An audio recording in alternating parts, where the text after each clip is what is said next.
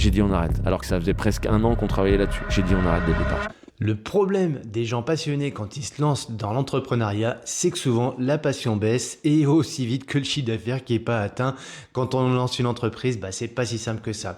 Il y a des choses à faire, il y a des choses à savoir. Donc comment passer du stade de thérapeute, de passionné, de sportif, de tout ce que tu veux au stade d'entrepreneur, eh bien on va explorer ce sujet avec Alexandre Mallier.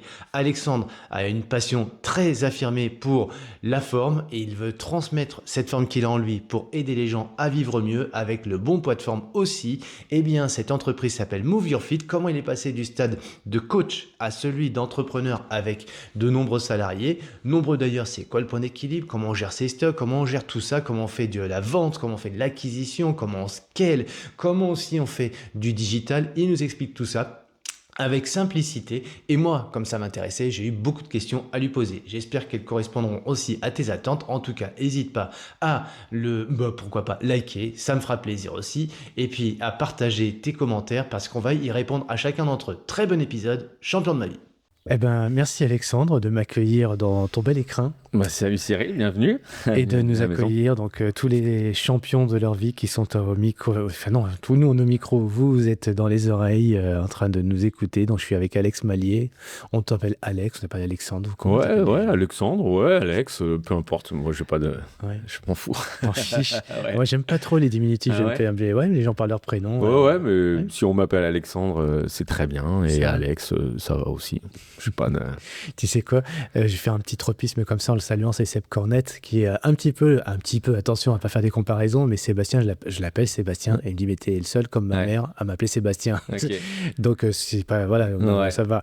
Et pourquoi je parle de Sébastien comme ça en parlant de toi? Parce que, coaching, parce qu'après développer finalement une méthode entre guillemets pour accompagner les gens, et finalement, je vais pas te résumer ni à une méthode, ni à un coach, parce que t'es bien plus que ça. Mais aujourd'hui, t'es reconnu pour ceux qui suivent la santé, le bien-être, prendre soin de son corps, prendre soin de soi, pour ceux qui te connaissent en tout cas. Mais à ce micro, tout le monde te connaîtra peut-être pas. Non, je pense. Pas encore. J'espère. Figure-toi qu'après, tout le monde entier te connaîtra. Je te le souhaite. Je souhaite à toi, en tout cas, de développer ton entreprise, parce qu'aujourd'hui, si tu avais qu'un seul mot pour décrire, en fait, pas qui tu es, mais ce que tu fais dans la vie, ce qui te régale et ce qui te réveille chaque matin, c'est quoi?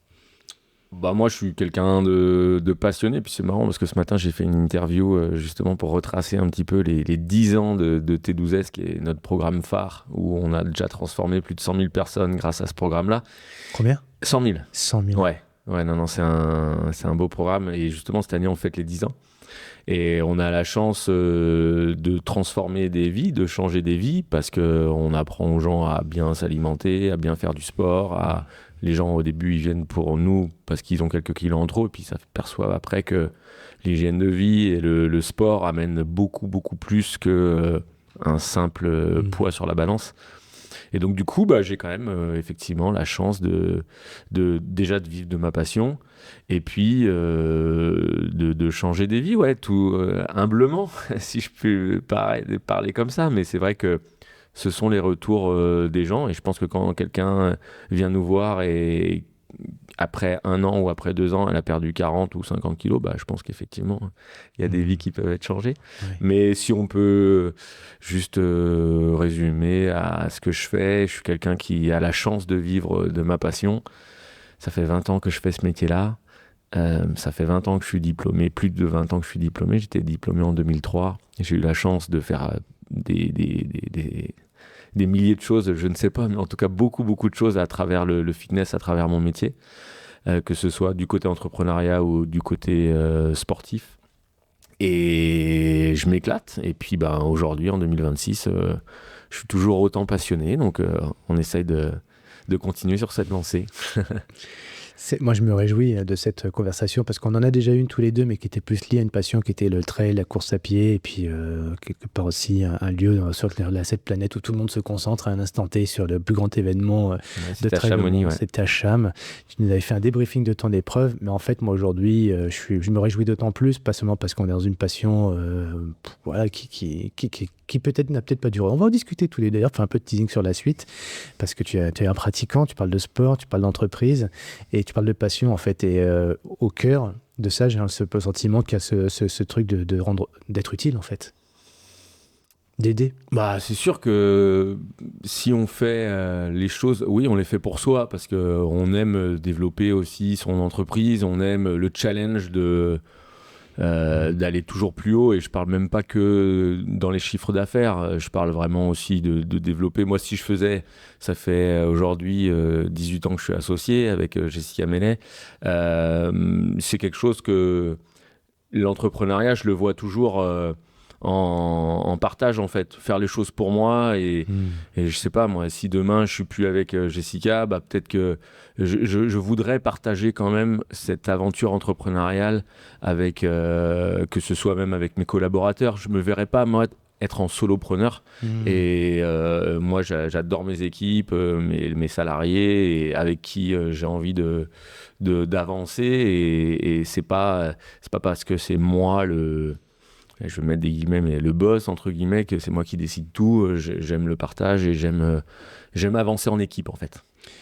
Alors, j'ai noté déjà plein de choses. J'espère que ça vous réjouira, en tout cas, ce qu'on ouvre comme sujet avec Alex, parce qu'en fait, au cœur, il y a le boss, mais il y a le leader. Moi, j'aime bien cette notion de leadership. Donc, en fait, comment... alors, certains l'accueillent, certains l'acceptent moins bien, parce que leader, il perd des connotations. Mais finalement, t'emmènes un mouvement. Tu crées un mouvement, t'emmènes d'un mouvement, et c'est pas toi seul. Tu parles de partage, tu parles d'associés. Donc, comment on crée une entreprise avec associés, avec tout ce que ça a d'enjeux de fantastique. Puis en même temps, c'est comme dans un mariage. Parfois, c'est la chienlit. C'est mieux d'être à deux, mais c'est souvent aussi beaucoup de complexité. Donc, des concessions ou des consentements. Certains préfèrent le terme de consentement. De l'autre côté de l'Atlantique, on dit le consentement. C'est plus constructif que le consensus, parce que le consensus, ça veut dire qu'on laisse une part, on le subit. Tu parles de salariat aussi. Donc, on va explorer tous ces sujets de l'entrepreneuriat, finalement. Et au cœur de ça, finalement, si on prend 20 ans en arrière, tu parles d'un brevet d'État, un DE, un diplôme d'État, un brevet d'État des métiers de la forme. Ouais. Métier de la forme. Donc, comment on passe aujourd'hui, finalement, tiens, j'ai un BPGEPS, tu vois, il y en a plein aujourd'hui qui aujourd'hui font ça peut-être pas par défaut, mais ils adorent le sport et ils savent pas comment se développer par rapport à ce BPGEPS, parce qu'en fait, souvent, on est nourri par des associations quand on a des BPGEPS. Je crois que ton fils aime le foot. Ouais. Donc, dans le football, on a quand même pas mal d'éducateurs qui ont le BPGEPS ou qui ont ce genre de diplôme. Et puis, en finalité, bah oui, mais j'aimerais bien être demain entrepreneur. Alors, tu t'as dit 18 ans.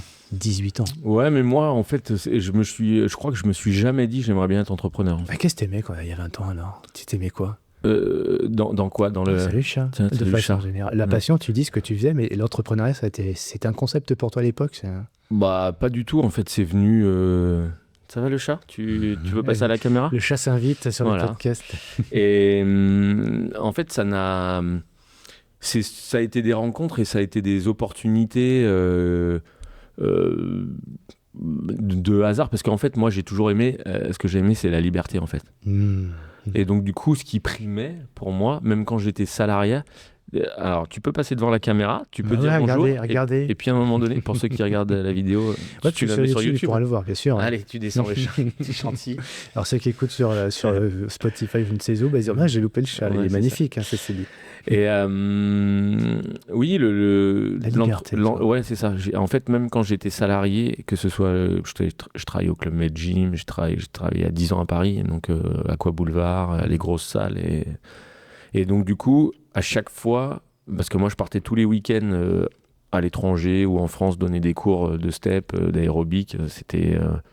J'étais connu pour ça, et donc du coup je faisais des conventions et des stages. J'ai eu la chance de faire plus de 25 pays grâce à ça. On peut rappeler aussi que tu as eu un niveau, toi aussi, en tant que pratiquant, plus que national. J'ai été élu meilleur, j'ai été champion de France individuel par équipe en tant que professeur. Voilà, donc du coup c'est ça qui m'a fait connaître. Et derrière, j'ai été invité pour donner des cours de step, des conventions à 50, 100, 500 personnes. Voilà. Et donc, du coup, tous les week-ends, je partais. Des fois, je rentrais le lundi ou le mardi. Et puis, j'appelais ma salle en disant je suis pas là lundi prochain. Donc, vous me remplacez, quoi. Et ça a toujours été le deal.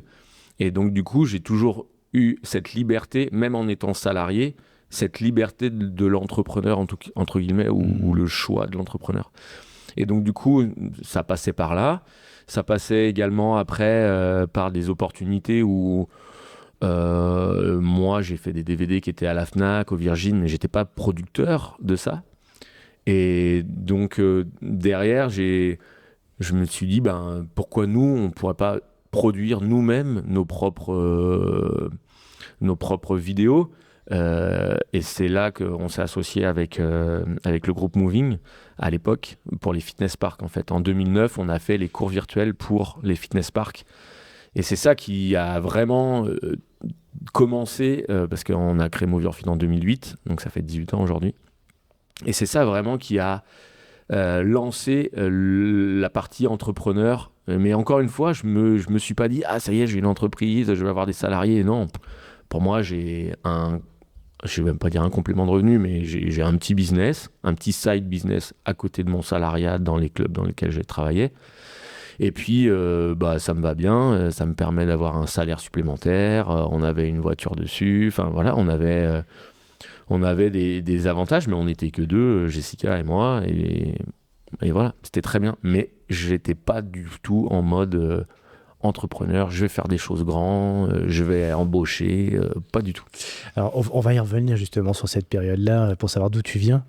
Et finalement, parce que on pourrait croire que, ok, tu as fait de là jusqu'à aujourd'hui, et c'est un peu pile face, où en gros, ça s'est fait du jour au lendemain. Je savais en fait, on a bien compris que c'était pas, c'est un élément des éléments d'opportunité, de progressivité, etc. Mais si aujourd'hui, on est en 2026, là, pour le coup, c'est qui Alexandre aujourd'hui? Qu'est-ce que tu fais? Et là, c'est plus la même histoire. Non, c'est plus la même histoire. Tu as eu la chance, la chance, je sais pas si c'est une chance, mais tu as eu ce matin, tu es venu dans nos bureaux. C'était une vraie chance, ouais. Je le dis, je l'avoue, c'est vrai. Tu le dis pour moi, mais c'est ce que je pense. Ouais, donc tu es venu dans nos bureaux ce matin. On a des bureaux qui sont magnifiques. On a un entrepôt pour toute la partie e-commerce. On a un magnifique studio d'enregistrement. Et donc, du coup, aujourd'hui, oui, ça s'est vraiment développé. Il y a près d'une vingtaine de personnes qui travaillent pour Move Your Fit, entre les salariés et entre les freelances. Donc oui, je suis fier de ça. Et aujourd'hui, je pense être un entrepreneur à part entière. Ça y est, je l'ai compris. Mais je l'ai compris, c'est venu à moi en fait. C'est pas moi qui ai décidé de l'être. Ouais. Je pense que plutôt c'est quelque chose qui s'est imposé à moi et qui, voilà, certainement, c'est venu tout seul, entre guillemets. Et pour le coup, ça s'apprend alors? Ça s'apprend, ça tous les jours. Ça s'apprend à manager une équipe, ça s'apprend. Moi, je croyais qu'au début, j'allais avoir des équipes, que tous les salariés allaient être mes potes et tout. Non. Ah ouais. Je dis pas que c'est pas mes potes, je dis pas que je m'entends pas avec eux, pas du tout. Mais par contre, ils font leur truc de leur côté. Moi, c'est ce que je leur avais dit. C'est marrant cette anecdote-là parce que ils font des soirées entre eux. Et moi, je leur ai dit, mais pourquoi je suis pas invité en fait? Et en fait, il dit, non, et c'est un petit peu comme si le père, il avait des enfants et qu'au bout d'un moment, les enfants, ils aiment bien faire les trucs sans les parents. Et c'est pas pour autant qu'ils les aiment pas, mais c'est juste qu'à un moment donné, ils veulent juste pouvoir peut-être critiquer le père ou critiquer le boss tranquillement, sans être emmerdé par lui qui est toujours derrière l'épaule. Ah, qu'est-ce que t'as dit et tout. Et après, voilà, je comprends. Mais au début, voilà, c'est toutes ces petites utilités où je me dis, mince, on est une équipe quand même, on fait les choses ensemble. Et donc, voilà, tout ça, ça s'apprend. Le management, ça s'apprend. Gérer une boîte, ça s'apprend. Et après, voilà, moi, j'ai quand même l'avantage d'avoir tout fait dans mon entreprise, presque, en tout cas. Je sais faire du montage, je sais faire des sites internet, je sais faire du Photoshop, je sais faire du marketing, je sais faire beaucoup de choses. Et j'ai eu la chance et aujourd'hui l'opportunité de pouvoir tout déléguer. Aujourd'hui, je pense que je suis sur la partie stratégique, le marketing, et puis je reste quand même l'image de Move Your Fit, donc je continue à faire beaucoup de contenu et beaucoup de vidéos. Mais par contre, on a réussi à déléguer beaucoup de choses et avoir une vraie équipe super efficace qui travaille au quotidien pour délivrer les meilleurs programmes et de la meilleure qualité, de la meilleure production possible. Alors, je tiens à préciser un truc, t'es pas au podcast, c'est pas sur le podcast de certains, et c'est pas une critique, hein, c'est pas mon modèle économique à moi. T'as pas payé pour venir ici. Non. Mais quand je vois les sommes que payent aujourd'hui des entrepreneurs pour être invités sur des podcasts pour faire parler de leur entreprise. Ah ouais, non, là on parle. Là, je pense qu'on parle d'un parcours peut-être pour Exactement. inspirer ou pour dire que c'est possible. Parce que moi, effectivement, je viens de rien.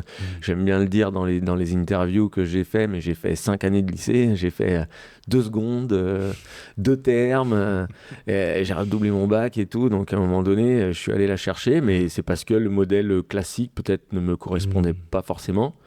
Et que dès qu'on arrive dans sa zone de génie, tout de suite on se révèle. Et je pense que la partie déjà sportive, enseignement, fitness, c'est ma zone de génie. Je me suis après passionné par l'entrepreneuriat, le web marketing, tout ce qui est sur Internet, etc. Ça, c'est devenu ma passion. Et je suis devenu aussi, je pense, aujourd'hui un expert. Et donc, du coup, tout ça combiné fait que ça fait une entreprise derrière. Mais j'ai tendance à dire que j'ai de la chance, en fait, que ça se connecte bien dans ma tête, alors que à l'école, il y avait plein de choses qui ne se connectaient pas. Et je dis pas que je suis plus intelligent qu'un autre, bien au contraire, des fois j'ai l'impression que je le suis peut-être moins, mais il y a différentes sortes d'intelligence. Et j'ai la chance, pour moi c'est de la chance, d'avoir cette intelligence sociale, cette intelligence de relationnel, cette intelligence de l'entrepreneuriat que je n'avais pas à l'école, tout ce qui est peut-être culture générale, peut-être moins avancé, apprendre les choses par cœur, ça ne me correspondait pas. Et donc du coup, on a différentes sortes d'intelligence et moi, voilà, un ingénieur est 10 fois plus intelligent que moi, mais 10 fois plus intelligent que moi, qu'est-ce que ça veut dire ? Aujourd'hui, je pense qu'on en revient un petit peu, donc du coup... voilà, ça m'a amené des complexes à certains moments. Et aujourd'hui, ça m'en apporte beaucoup moins et je suis bien dans mes baskets et tout va bien. À partir du moment où tu es dans ta zone à toi, le génie, tu appelles comme on veut, là, tu te compares plus, quoi. Non, tu te compares plus. Et c'est surtout que avec les années qui passent, tu te rends compte que... Arrête. Non, mais on va pas non, c'est la vérité. Mais avec les années qui passent, tu te rends compte que les intelligents, mais je vais mettre encore des guillemets sur intelligence, mais ceux qui réussissaient le mieux au collège et au lycée, tu vois leur vie maintenant, je pense que j'ai rien à leur envier, et sans jugement aucun, mais un petit peu quand même. Une petite revanche, quelque part. Ouais, je vois pas du tout comme ça, mais en tout cas, c'est un constat quand je vois la vie qu'ils avaient, alors qu'au lycée, c'était vraiment les mecs que tout le monde regardait, les meilleures notes, les meilleurs ci, les meilleurs ça. Et aujourd'hui, voilà. J'ai une vie que je n'aurais jamais rêvé avoir si j'avais imaginé, j'aurais jamais imaginé la vie que j'aurais pu avoir aujourd'hui. Donc, il est vrai que je pense à Fabien Gillot, tu vois, qui explique comme chacun à sa façon. Finalement, je suis parti avec des prédispositions qui étaient bonnes pour un certain cheminement, et finalement le cheminement qu'on m'a proposé ou qu'on m'a presque imposé au niveau scolaire, même si aujourd'hui les choses évoluent dans le bon sens, parce qu'on voit que dans l'artisanat et finalement et il y a d'autres façons, l'alternance aussi, il y a d'autres façons de pouvoir s'exprimer beaucoup plus tôt, mais dans les schémas traditionnels, c'est vrai qu'on trouve pas toujours sa place. Et ça, pour le coup, c'est vrai que les sportifs, alors c'est pour ça que le champion de ma vie, dans l'audience, il y a quand même beaucoup de sportifs qui se retrouvent dans ton discours, des entrepreneurs aussi, self-made men, women ou autres, mais en tout cas de se dire finalement, au travers de ton parcours aussi à toi, parce que tu as 20 ans d'expérience, on va dire ça comme ça, ouais. Et tu as combien d'années tout court? Là, quel âge j'ai? J'ai 45. 45 ans. Donc, on se dit, tiens, si j'ai 20 ans et peut-être qu'à 30 ans, je peux m'inspirer ou en tout cas prendre quelques clés qu'Alexandre détient, ce qui lui a permis d'ouvrir des portes. C'est ce qu'on va essayer d'explorer tous les deux sur ce micro-là. Alors, oui, tu as ton logo sur toi, MYF, tu en as parlé, Move Your Fit. Ouais, Move Your Fit. Je te l'ai proposé d'ailleurs de le mettre parce que finalement il n'y a pas de raison de ne pas parler de ton business, et au contraire, si je peux faire valoir aussi au travers de cette audience la connaissance de Move Your Fit, on ne va pas s'en priver, et c'est offert parce qu'en retour, qu'est-ce que tu nous offres? Ton savoir, et tu vas peut-être nous offrir aussi peut-être quelques mois, quelques semaines ou quelques années aussi d'accélération. Bien sûr, on apprend toujours des autres. Moi j'ai fait beaucoup de mastermind avec beaucoup d'entrepreneurs où on se donne des idées, on essaye d'évoluer, on essaye d'avancer beaucoup plus rapidement. Et c'est sûr que les années où j'ai fait des masterminds, ça m'a fait accélérer, beaucoup de choses. Ouais. C'était quoi le premier d'ailleurs? Le premier mastermind? Ouais, puisque tu en parles. Je sais pas, je pense que ça devait être en 2018 ou... Ah oui, c'était plutôt 2017. sur le terrain. Ouais. En fait, nous, on s'est digitalisé en 2016, en fait. Donc, 1 an ou 2 ans après, j'ai voulu un petit peu plus me staffer. Ça m'a permis de trouver mon bras droit, qui m'a permis de déléguer beaucoup de choses, parce que, comme je te disais au début, je faisais beaucoup de choses, je faisais tout. Et donc, ça permet un petit peu de se staffer, de rencontrer d'autres entrepreneurs qui ont fait déjà le parcours avant toi et de se dire, tiens, moi j'ai fait ça, tu devrais peut-être essayer, ça peut peut-être t'apporter des choses. Et si on prend une courbe de croissance de l'entreprise, est-ce que c'est plutôt... alors, t'étais pas très studieux, ou en tout cas ça t'intéressait pas, ou en tout cas c'est pas fait pour toi, mais tu te souviens de logarithmique exponentielle, ça te parle au moins cette courbe-là? Ouais, régulier. Ouais. Tu sais, il y a l'année qui fait comme ça, l'autre qui fait comme ça, et puis il y a celle qui est comme ça, et puis il y a celle qui est comme ça. C'est quoi? Alors celle qui est comme ça, c'est un peu haut et débat, up and down, et puis en fait la vie étant ce qu'elle est, des fois ça va vite, des fois ça freine, et des fois ça baisse. Toi, si on parle de l'entreprise, ton entreprise, votre entreprise, en tout cas, comment tu la présenterais sur 20 années? Puisqu'on a un peu le sentiment comme ça que les choses se sont accélérées à un moment donné. Alors peut-être la digitalisation, peut-être aussi toi ta croissance intérieure. Non, je vais te dire juste 4 lettres, le Covid. Ah ouais. Le Covid a été un accélérateur. Ouais. Non, en fait, il y a eu plusieurs phases. Il y a eu 2008 à 2016. D'accord. Donc là, on a 8 ans où on fait des cours virtuels pour les salles de fitness. Donc là, la courbe, elle monte, et puis elle est régulière. Et puis après 2017, quand on sort notre premier programme T12S, là, elle grimpe. Et puis après, on double tous les ans. Et puis après, Covid arrive, là, on explose vraiment. Et puis après, depuis Covid, on a toujours continué à progresser parce mais ça n'explosait plus comme à l'époque. Mais je peux te dire que si on arrive à soit stabiliser ou soit continuer à monter depuis Covid, c'est très bien parce qu'il y en a plein qui se sont explosés en vol.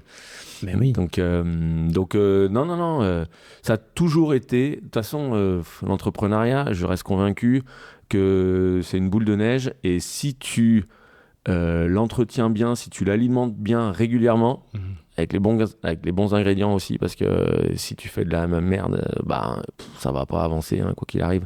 Mais si tu fais les choses intelligemment, si tu arrives à te remettre en question tout le temps, et que t'alimentes, ça va grossir et ça peut que fonctionner. Si tu as, entre guillemets, l'intelligence ou plutôt le recul de répondre à ce que ton audience souhaite.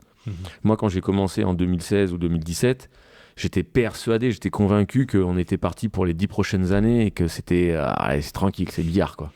Et je me suis vite rendu compte au bout d'1 an ou 2, je dis non, il va falloir se remettre en question quand même tous les 6 mois pour pouvoir remettre sur la table ce que les gens attendent et tout, parce que le digital, ça va très vite et si tu te remets pas en question, tu vas dans le mur. Donc tous les 6 mois, quand même, on réfléchit, on dit tiens, c'est quoi les tendances, qu'est-ce qu'on pourrait faire, etc. C'est intéressant ce que tu dis en plus, parce que par rapport à toi, ton modèle économique digital, Covid, on surfe sur une tendance. Je te le fais un peu en caricature et tu vas lui dire c'est pas du tout comme ça en vrai, mais comme c'est la perception que j'ai pu avoir à un moment donné moi-même de ce qui est arrivé pendant le Covid, tous ces programmes digitaux, avec forcément tout ce t'as pu mettre en place. J'aimerais qu'on tu nous en parles quand même, en quoi ça a changé, en quoi tu t'es transformé. Mais on a un peu l'impression quand même qu'une fois que c'est lancé, ça y est, c'est bon, quoi. Allez, il a ses followers. Donc, que ça sur YouTube ou Instagram, finalement, ça y est, l'inertie est faite, en fait. Tu sais, comme on dit souvent, le plus dur, c'est de mettre la fusée en orbite. C'est bon, tu as mis la fusée en orbite. Maintenant, il n'y a plus qu'à nourrir, entretenir, c'est facile, entre guillemets. Et c'est l'image que ça pourrait donner. Parce que, voilà, tu sais, les systèmes récurrents ou ces automatisations, ça y est, c'est automatique, ça y est, il n'y a plus qu'à et on met un peu de pub ou ce genre de choses, et puis ça va bien, quoi. C'est pas ça, en vrai. Non, en vrai, c'est pas ça. Et puis, il faut toujours déjà se remettre en question, mais c'est surtout que, je vais te dire une bêtise, demain tu as 10 000 abonnés sur Instagram, tu vas sortir ton programme, donc ces 10 000 abonnés, ils vont tous connaître ton programme, et puis tu vas peut-être en vendre, je te dis une bêtise, je sais pas, 300, ou, bref, et puis l'année d'après tu vas ressortir un nouveau programme, mais l'année d'après tu vas avoir combien d'abonnés? Tu vas en avoir 11 000 ou 12 000. Et donc, tu n'as que 1 000 ou 2 000 personnes de nouveau qui découvrent ton programme. Et donc, tous les premiers, est-ce qu'ils vont reprendre ce programme? Ça dépend. Si tu apportes quelque chose de nouveau, peut-être. Mais si tu apportes pas, tu vas juste, en fait, t'adresser à ces 1000 ou ces 2000 nouvelles personnes. Donc, en fait, de toute façon, la recette magique de se dire j'appuie sur un bouton pub ou quoi, ça n'existe pas. Il faut toujours alimenter, travailler, continuer à donner de la qualité, c'est pas le mot, mais toujours donner du contenu intéressant pour ton audience pour qu'elle puisse... et puis, il faut fidéliser aussi ceux qui étaient là depuis le début. Mais ça peut, en fait, s'essouffler très rapidement. Ça peut tenir, je vais dire une bêtise, 1 an ou 2, parce que tout de suite, les gens vont être surpris de ta première offre et tout ça. Puis après, l'effet de surprise, il va redescendre. Et si tu te renouvelles pas, eh bien, il n'y a plus d'effet de surprise. Et donc, du coup, tu vas mourir. Et puis, tous tes followers, ils vont aller voir quelqu'un d'autre. Et puis, tant pis pour toi. Voilà. Ça fait partie du jeu. Sur Internet, ça va très, très, très, très vite. Ça va plus vite que... Parce qu'on voit en ce moment des systèmes traditionnels magasins, tu vois, qui se cassaient un peu la gueule, et des marques bien connues, des enseignes bien connues. Qu'est-ce que ce soit remis en question ou pas? Alinéa hier. Ah Alinéa, ouais, il y en a tellement, et en fait on se dit ils se sont peut-être pas remis en question, ou finalement c'est des modèles économiques qui sont passés. Est-ce que c'est quoi ton talon d'Achille en fait, alors peut-être pas seulement à toi, mais non, on va parler de toi. J'allais dire tous ces modèles en fait, ça serait te mettre dans une masse, et c'est pas le cas puisque tu as une singularité, tu as une spécificité, et si les gens sont fidèles comme tu le dis, c'est qu'il y a vraiment quelque chose d'authentique, de pur dans votre démarche, et qui fait que les gens s'y retrouvent bien, et que sinon ça aurait été one shot au bout de 2-3 ans, tu dis c'est s'essouffle, ils vont voir ailleurs.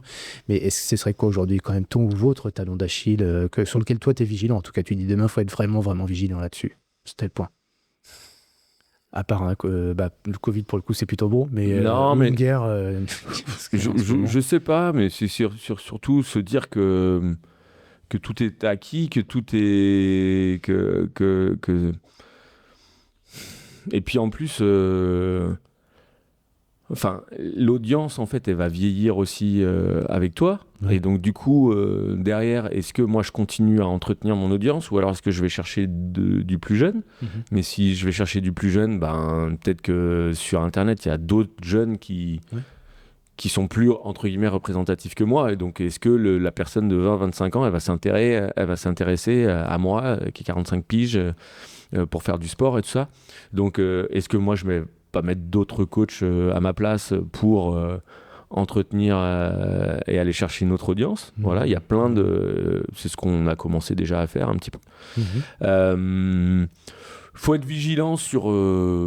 j'aurais tendance à te dire sur tout, mais c'est pas vraiment une réponse, mais il faut pas se dire que ce que tu faisais il y a 2 ans ou il y a 3 ans, ce sera encore la même chose dans 1 an. Il faut savoir... repartir de zéro et s'adapter entre guillemets à l'audience. En fait, on a la chance d'avoir une audience et avec laquelle on échange beaucoup. Donc, il faut faire des sondages, il faut demander qu'est-ce que vous voulez. En fait, c'est simple en fait. Ouais.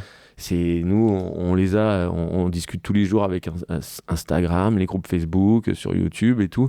On a la possibilité d'avoir des réponses immédiates ou par des newsletters ou des choses comme ça.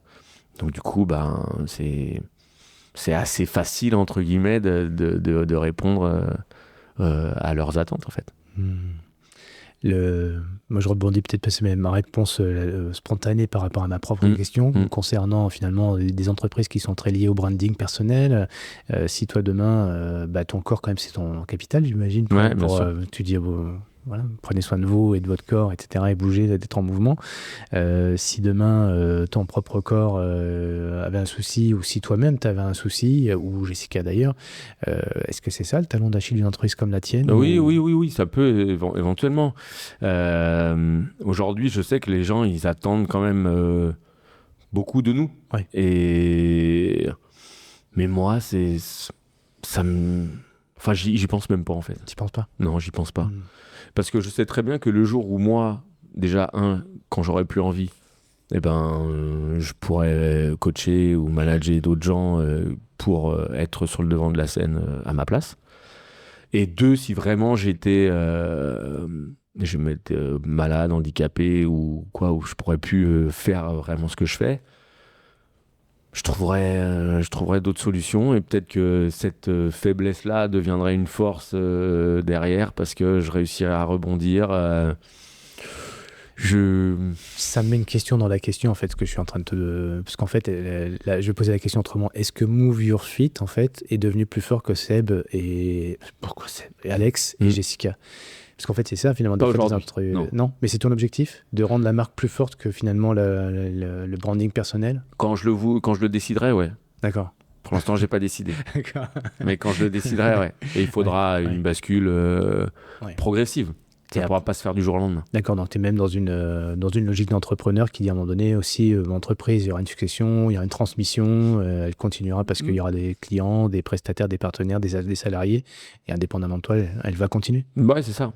Mais encore une fois, tant que j'ai la passion, tant que j'ai la flamme, tant que je m'éclate et tout, on continue sur ce modèle-là. Mais le jour où, effectivement, je voudrais passer le relais, je sais à peu près ce que j'ai à faire et ça se fera progressivement. D'accord. Non, on est vraiment sur une logique d'homme d'entreprise, quoi, chef d'entreprise, patron, boss, qu'on veut, mais en tout cas quelqu'un qui a fait évoluer son entreprise. Alors, on va y revenir évidemment, mais là j'étais déjà vite sur l'aujourd'hui, puis peut-être même sur le demain, pour faire un peu finalement l'intro. Là, sur une demi-heure, on voit déjà un petit peu le panel, par où t'es démarré, où t'en es aujourd'hui, tu seras peut-être demain. Qu'est-ce que j'ai oublié si on fait juste l'intro sur toi, sur ce parcours-là, un élément singulier ou fort, tu te dis, ouais, quand même, alors la marque, toi, l'entreprise, le salarié, ton sport, tes passions, un truc qui fait que Alex Mallier demain, s'il y avait qu'une chose à retenir, ou son héritage. Je sais pas moi, c'est la relation que j'ai avec mon fils. Ça c'est important. Je fais pas ça pour moi, je fais ça pour moi, pour m'éclater au quotidien, mais pour avoir un quotidien intéressant. On parlait de liberté au tout début, pour que je puisse m'éclater avec mon fils, pouvoir lui donner des opportunités que moi j'ai pas forcément eues quand j'étais jeune, et justement lui ouvrir un petit peu peut-être les chakras de l'entrepreneuriat, ou en tout cas les chakras, le champ des possibles différents de ce que moi j'ai eu. Et c'est vrai que on parle toujours à l'école, il faut aller jusqu'ici, il faut faire le bac, il faut machin. Aujourd'hui, j'en suis vraiment revenu. Est-ce que c'est indispensable d'aller au bac ? Je sais pas. Si à 15 ans, t'as vraiment, à 16 ans, t'as l'idée de l'année et que tu veux être streamer et que en fait, ça se développe de ouf, t'as un talent de ouf. Moi, je vois comment Anel, il est à l'aise face à une caméra et tout. Je vois à peu près où est-ce qu'il va aller, quoi. Donc... mais encore une fois, ce sera son choix, et puis les chiens font pas des chats, donc du coup, donc on verra. Mais s'il y a qu'une seule chose à retenir, c'est moi, je sais pas si je fais les choses bien ou pas, mais en tout cas, je pense que dans ma vie privée, oui, tous les parents vont dire j'aime comment j'éduque mon enfant, mais en tout cas, moi, j'ai l'impression que les valeurs que je donne à mon fils, sont les bonnes, à mes yeux en tout cas. Donc moi, si on pouvait retenir ça de moi, ça j'aime bien, que je suis un bon papa, voilà. Si il reçoit un mail, Anaël, et il doit mettre une évaluation sur une échelle de 1 à 5, il met 5 étoiles.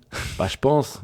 Il va peut-être mettre 4,5 parce que je l'empêche de jouer au téléphone trop souvent, je l'empêche de faire de la console trop souvent. Ouais, les écrans. Mais tout ça, c'est pour son bien.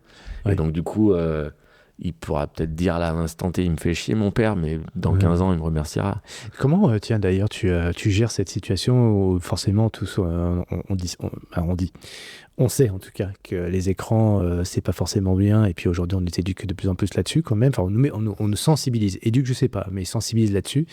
Mais c'est tellement aspirant, viral. Enfin, voilà, on peut pas s'empêcher de regarder s'il y a des notifs. Alors déjà, nous, quand on est adulte, un info qui est baigné là-dedans depuis toujours, tu lui dis, arrête avec les écrans, mais en même temps, toi, c'est ton métier de transmettre via les écrans, via le digital. Est-ce qu'il comprend aujourd'hui, c'est justement, est-ce qu'il dissocie, il arrive à faire la part des choses. Ouais, il arrive à dissocier en fait le papa qui c'est son travail et le papa qui dit stop parce que pour ton bien toi, et puis la relation. Je pense quand même, parce que je lui explique, c'est comme À chaque fois, je lui dis tu arrêtes, mais et je lui dis tu sais, je te dis pas ça d'arrêter pour t'embêter, je te dis ça parce que après tu vas devenir addictif, après tu vas penser à ça tout le temps. J'essaye de l'éduquer un petit peu dans ce sens-là parce que c'est comme la cigarette. Si tu dis à quelqu'un arrête de fumer, bah oui, mais si tu l'expliques pas pourquoi il doit arrêter de fumer, parce que bah fumer, ça va t'apporter ci comme problème, ça va pas t'apporter ça, ça va te faire ci, ça va te faire ça.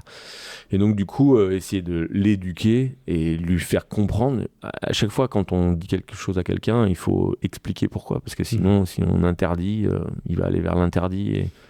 Et donc du coup, je sais pas s'il arrive à faire la part des choses. Moi, en tout cas, dès qu'il est dans une pièce, j'essaye de pas trop regarder mon téléphone, mais bon, je suis pas le meilleur exemple, hein, on va pas se mentir, hein, je vais pas faire genre je regarde jamais, non, je suis addict à mon téléphone comme beaucoup, et quand il y a mon fils qui est dans la pièce, ben j'essaye, mais c'est pas évident. Ouais, c'est ton outil de travail en plus. Ouais, c'est mon outil de travail, mais même au-delà de ça, je vais pas me mentir non plus, je le regarde, des fois j'ai pas besoin de le regarder, donc voilà. Donc on verra. Il a 10 ans. 4 et demi alors. Ouais, c'est ça. Bon, en tout cas, j'espère que c'est éclairant déjà pour tu vois, le sportif, l'entrepreneur ou monsieur tout le monde qui écoute. Parce que tu vois, ce matin, moi j'étais sur tu le sais, hein, sur un accompagnement de coach, thérapeute dans les dimensions mentales qui veulent se professionnaliser, se professionnaliser, c'est-à-dire, tu l'as dit tout à l'heure, toi, j'ai bien aimé parce qu'en fait, ça fait un vrai lien avec avec ce qu'on a vécu ce matin. J'ai une passion, mais utilité entre guillemets que je veux transmettre, un métier passion, donc en l'occurrence c'était la dimension mentale. Toi c'était le fitness et commencer à avoir un petit side business à côté. Comment ça s'est fait cette première étape de se dire tiens, je suis salarié, mais dans quelle mesure je fais quelque chose à côté, c'est possible ou pas? C'était plus compliqué en plus à l'époque, hein, parce que auto-entreprise, à l'époque, souviens-toi. Hein, nous, on a basculé directement en SARL. Ah, t'as vu, voilà, donc sans passer par l'étape auto-entreprise, ou micro en tout cas à l'époque, toi c'est direct SARL. Ouais. Donc c'est tout de suite des charges. Il faut payer un comptable, il faut payer des choses, ta responsabilité civile, etc. etc. Et comment tu as pu, et en plus à deux, puisque vous étiez associés très vite dès le départ, c'est quoi un peu les questionnements, comment vous êtes posés, et comment tu as pu démarrer, mettre, pas en orbite encore, mais déjà mettre du carburant dans cette entreprise pour la faire décoller. Je sais pas, franchement, en fait, c'est venu naturellement. En fait, justement, je côtoyais le producteur de DVD qui me disait vous n'allez pas vous mettre, parce que nous, on n'allait pas se mettre en micro-entreprise ou quoi que ce soit, parce qu'on était déjà deux et on vendait du service et qui allait amener à avoir de la TVA de toute façon. Et donc, du coup, il fallait soit se mettre en SAS ou SARL, ou alors faire une association, parce qu'on créait des événements aussi de fitness. Donc, on aurait pu passer ça en milieu associatif au départ. Ouais. Mais en fait, je me rappelle très bien, le gars, il nous a dit, mais faut vous embêter, SARL, et puis après, vous aurez la possibilité de faire plein de choses. De l'immobilier, du machin, du bidule. Il m'avait déjà éclairé par rapport à ça. Et donc, du coup, j'ai pas trop réfléchi. Des fois, en fait, je fais des choses instinctivement. Et ça, c'est intéressant parce que tu vois, du coup, tu as ton biais et puis allez, action, quoi, en fait. C'est ça, comme tu dis, moi, je me réalise dans l'action. Mais finalement, si tu tombes sur un comptable qui te dit, alors on va faire ça, mais par contre, la première chose, c'est que tu dois me payer, moi, tous les mois 100 balles déjà, ou voire plus. Un comptable, ça peut être plus cher, ça dépend. Voilà. La responsabilité civile, allez, tu vas payer 30, 40, 50 balles, ça dépend des activités. Enfin, en gros, et là, tu commences à dire, oula, plus l'investissement sur 2-3 bricoles à côté. En gros, tous les mois, je dois rembourser déjà, allez, on va dire 500 balles. Ouais. Et j'ai pas encore mon premier client. Bon, là, en l'occurrence, toi, tu avais déjà peut-être quelques clients. Je pense. Parce que je sais pas combien j'en avais dès le départ, mais me connaissant, j'avais assuré un petit peu mes arrières et je me suis dit, bon, allez, déjà, là, on rentre combien là? On rentre 2000, là, ce mois-ci, on rentre 3000. Ok, bon, le comptable à 300, je peux le payer. Ouais. J'ai jamais été plus vite que la musique, j'ai jamais emprunté d'argent pour ma boîte et on a toujours été évolutif. On s'est toujours salarié en fonction de ce qu'on pouvait et en fonction de ce qu'on avait. Pas d'emprunt, rien. Pas de levée de fonds, rien. Tu sais, les trucs un peu dans l'air du temps, moins maintenant. Jamais faire rentrer quelqu'un au capital. On lève. Ouais. Non. T'es 100% actionnaire avec Jessica de l'entreprise. Oui. Ouais. Et vous avez à chaque fois investi à hauteur de ce qui était rentré au préalable, quoi. Tout à fait. Une bonne trésorerie, quoi. Tout à fait. From L'obsession scratch. ouais. Tout seul. Ouais. Comme des grands. Du cash, et après on peut dépenser en fonction de notre cash. Ouais. Et pas l'inverse. On fait rentrer de l'argent et après on dépense. Non, et puis on regarde la TVA, on garde, on dépense pas parce que sinon il va y avoir des trous et tout. Non, franchement, je pense qu'on a toujours été des bons gestionnaires et on n'a pas cramé, on s'est pas enflammé. On pourrait croire aussi ça. Hein. Tu sais, la fausse croyance première, numéro 1, c'est ça y est, là c'est le business, maintenant c'est en orbite, il n'y a plus rien à faire. Tu sais, les fausses croyances, ou ce qu'on nous fait croire des fois, c'est bon, tu as ton business, maintenant tu fais plus rien et c'est des autres qui bossent pour toi. On a bien compris que c'était pas le cas, fallait se réinventer, toujours être en veille active, etc. Et puis en plus récurrence, etc. Tu l'as très bien dit tout à l'heure. Deuxième fausse croyance, finalement, mais à un moment donné, il a été aidé, il y a eu un super investisseur, ça a accéléré, ça a permis de mettre du marketing, de la banque, des banques, la com, les stocks pour vendre les produits Moverfit, etc. Niet. Ah, rien du tout. Rien. On s'est fait tout seul. Ouais. T'es heureux quand tu l'entends dire ça, tu le sais. Ouais, je le sais. Mais en plus, je suis contre. Enfin, je sais pas que je suis contre, mais moi, ce modèle économique où tu vas chercher, tu lèves 1 million d'euros et derrière, tu distribues à tout le monde. Ah, tiens, j'ai embauché tant de personnes. Et puis 3 ans après, tu regardes, tu fais putain, j'ai tout cramé 1 million d'euros. Bon, désolé, on ferme la boîte. Ou alors, tiens, on va aller rechercher une levée de fonds. Moi, utiliser l'argent des autres, c'est pas du tout mon modèle économique. Ouais. Donc, j'aime bien qui veut être mon associé, ça me fait rire, mais c'est pas mon modèle économique. Je peux me permettre de te faire un shake. Ouais. Non, franchement. J'ai rien contre ça. Voilà. Moi, je me toutes les startups et tout ça, ça fait pas partie de. Non, mais c'est vrai que c'est la tentation aussi qu'on peut avoir aujourd'hui. Finalement, tu regardes les médias, tu regardes tout ça et tu dis, en fait, la vérité, elle est là. Et on aurait peut-être tendance à croire que toi, tu t'es construit sur ces vérités-là. Alors, je te fais un check parce que moi, je suis dans la même démarche. Je ne dépense pas ce qui ne m'appartient pas, en fait. Mais bon, à un moment donné, quand tu as 100 000 euros sur ton compte, qu'est-ce que tu fais ? Tu as envie de dépenser. Hein, et puis, dans du marketing, la communication. Tu peux. Tu peux si tu les as. Mais c'est ton argent. Voilà, c'est ton argent. Ouais. Et donc, du coup, c'est vrai que toutes ces startups aujourd'hui, les mecs, en fait, ils sont meilleurs. Les mecs, en fait, ils sont meilleurs pour se vendre auprès d'investisseurs plutôt que d'avoir la bonne idée qui va changer la vie des gens. Ouais. Et c'est ça le vrai problème, en fait. C'est quand il dit fake it. Until you make it. Until you make it. Bye. Et c'est terrible. T'en connais ? J'en connais plein. Moi aussi. J'en connais plein. Et tu les aimes quand même ? Alors après, fake it until you make it, ça dépend en fait. Parce que tu peux faire paraître à la télé ou tu peux te donner une image de quelqu'un qui a déjà réussi. Et en l'occurrence, tu n'as pas réussi. Et donc ça, tu fakes en fait la chose. Mais c'est pas pour autant que tu vas chercher de l'argent ou quoi que ce soit. Mais par contre, tu dupes un petit peu ton audience en mode... Putain, mais lui, il est incroyable. En fait, ça s'appelle juste du marketing. Donc, ça, je jette pas la pierre. Ça peut être touchy parce qu'il peut y avoir du mensonge là-dedans, mais ça dépend. Fake it until you make it, ça peut aussi être tout simplement quelqu'un qui, je sais pas, je vais dire une bêtise, qui va mettre un costard et qui va paraître très blindé ou ci ou ça. Et donc, du coup, derrière, tout le monde va le prendre pour qui il n'est pas. Jusqu'au jour où il aura beaucoup d'argent. Et donc, tout le monde le prendra pour... il a réussi, mais ça fait longtemps déjà que je le vois comme ça. Oui, mais au début, il n'avait rien. Donc, voilà. Mais après, ça, je mets pas ça dans la même catégorie que les gens qui vont justement lever des fonds et pour faire croire que tout cartonne ou voilà. Ouais. On sent bien du coup qu'il y a une vision sur du long terme. On parlait d'ailleurs il y a 2 semaines je te le disais tout à l'heure, l'échange que j'ai eu juste avant toi, c'était avec le coach de l'équipe de France de trail, Adrien Séguret, et qui est on pourrait dire comme ça, dans le succès, oui, parce que c'est l'équipe numéro 1 mondiale, mais il nous rappelle que ça s'est fait avec de la cohérence, de la patience et des fondations. Et est-ce que c'est ça finalement, ce serait quoi pour toi un peu le triptyque d'un entrepreneur ? Tu dirais comme ça, tiens, je suis Cyril Blanchard, mais j'ai 30 ans, je me lance. Alors, j'ai compris un certain nombre de choses. Ouais, c'est croire en ton projet. Croire en son projet. Pas être naïf. Écouter les conseils des gens. Ne pas être buté. Tu peux avoir un super projet à tes yeux, mais qui ne va répondre à rien sur le marché.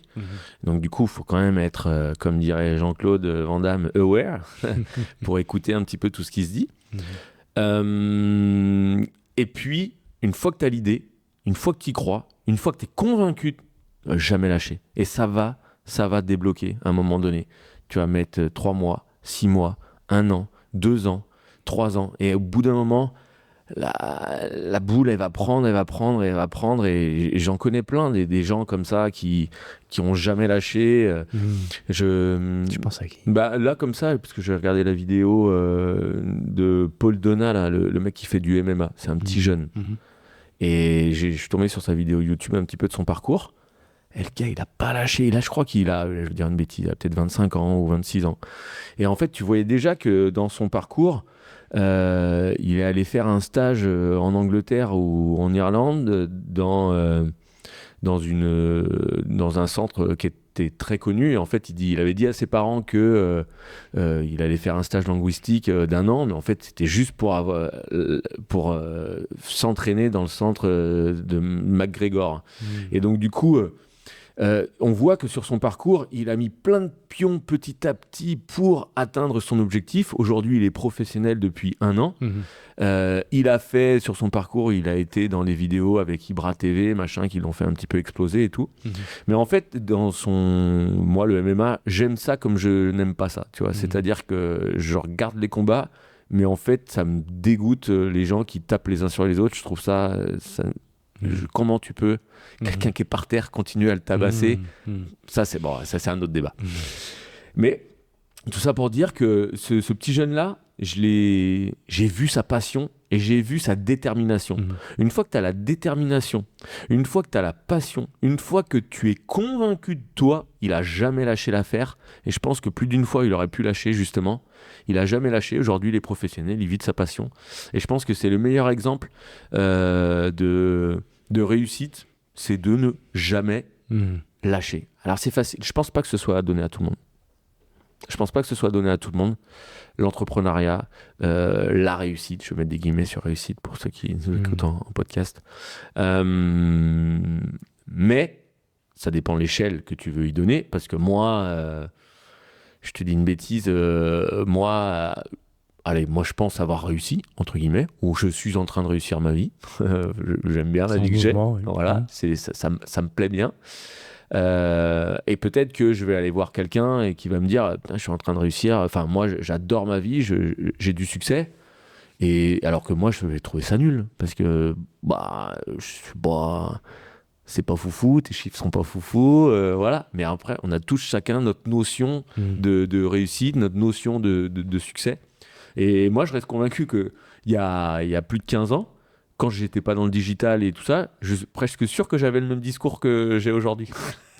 C'est-à-dire en disant, j'ai réussi, je suis en train de réussir, tout va bien, parce que voilà, j'ai l'impression d'être déjà au summum de ce que je pouvais. Et donc c'est pour ça que, on sait pas de quoi demain sera fait, mais à l'heure actuelle, là, tout va bien, et j'ai jamais lâché. Et je pense que le fait de ne jamais lâcher va encore m'ouvrir d'autres opportunités pour demain. Et puis quand je serai encore dans le rétroviseur, je verrai, les 5 dernières années, j'ai fait ci, j'ai fait ça. Et voilà, jamais lâché. Je pense que la détermination, je l'ai mis, c'est marrant parce que je crois que je l'ai mis en story hier. Hier ? Ouais, hier. J'ai mis une vidéo de moi, et puis j'ai mis en grand constance, régularité. Constance, régularité. Constance, régularité. Il y a cette notion aussi de récurrence, de répéter, sans jamais se lasser de ce que tu fais. S'il n'y a pas la passion derrière, c'est sûr qu'à un moment donné, tu vas t'user. Ouais, c'est ça. Donc, voilà. J'étais en train d'essayer de me rappeler ce que me disait, parce qu'un jour j'ai posé la question à Laurence, si tu n'avais qu'un seul truc pour moi, tu dirais quoi? Et alors, elle n'a pas dit déterminé, elle a dit un truc dans le genre, je cherche le terme en t'écoutant depuis tout à l'heure. Obstiné, mais non, même pas obstiné, c'est il lâche rien. C'était en gros, je sais plus le terme, mais de rien lâcher. Mais quand on regarde un peu dans le rétroviseur, on n'a pas l'impression, moi j'ai pas l'impression parce que c'est, comme tu dis, c'est presque, je me lève chaque jour en disant, c'est comme ça, quoi. Oui, c'est comme ça, ouais. C'est pas une question de dire est-ce que j'y vais, est-ce que j'y vais pas, c'est naturel, quoi. Ouais. Je pense que c'est une chance parce que t'es passionné. Et donc, du coup, si tu l'étais pas, ce serait plus dur à traîner.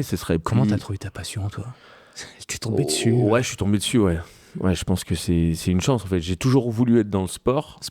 Sport, voilà. Et en fait, ce qui est marrant, c'est que mes parents n'étaient pas forcément sportifs. Ma mère n'a jamais fait de sport. Mon père, un petit peu de foot, mais pas plus que ça. Ouais, parce que c'était à Rennais, quand même. Ah ouais, je suis à Rennes, je suis né à Rennes et ouais, j'ai toujours supporté le Stade Rennais. Mais c'est vrai que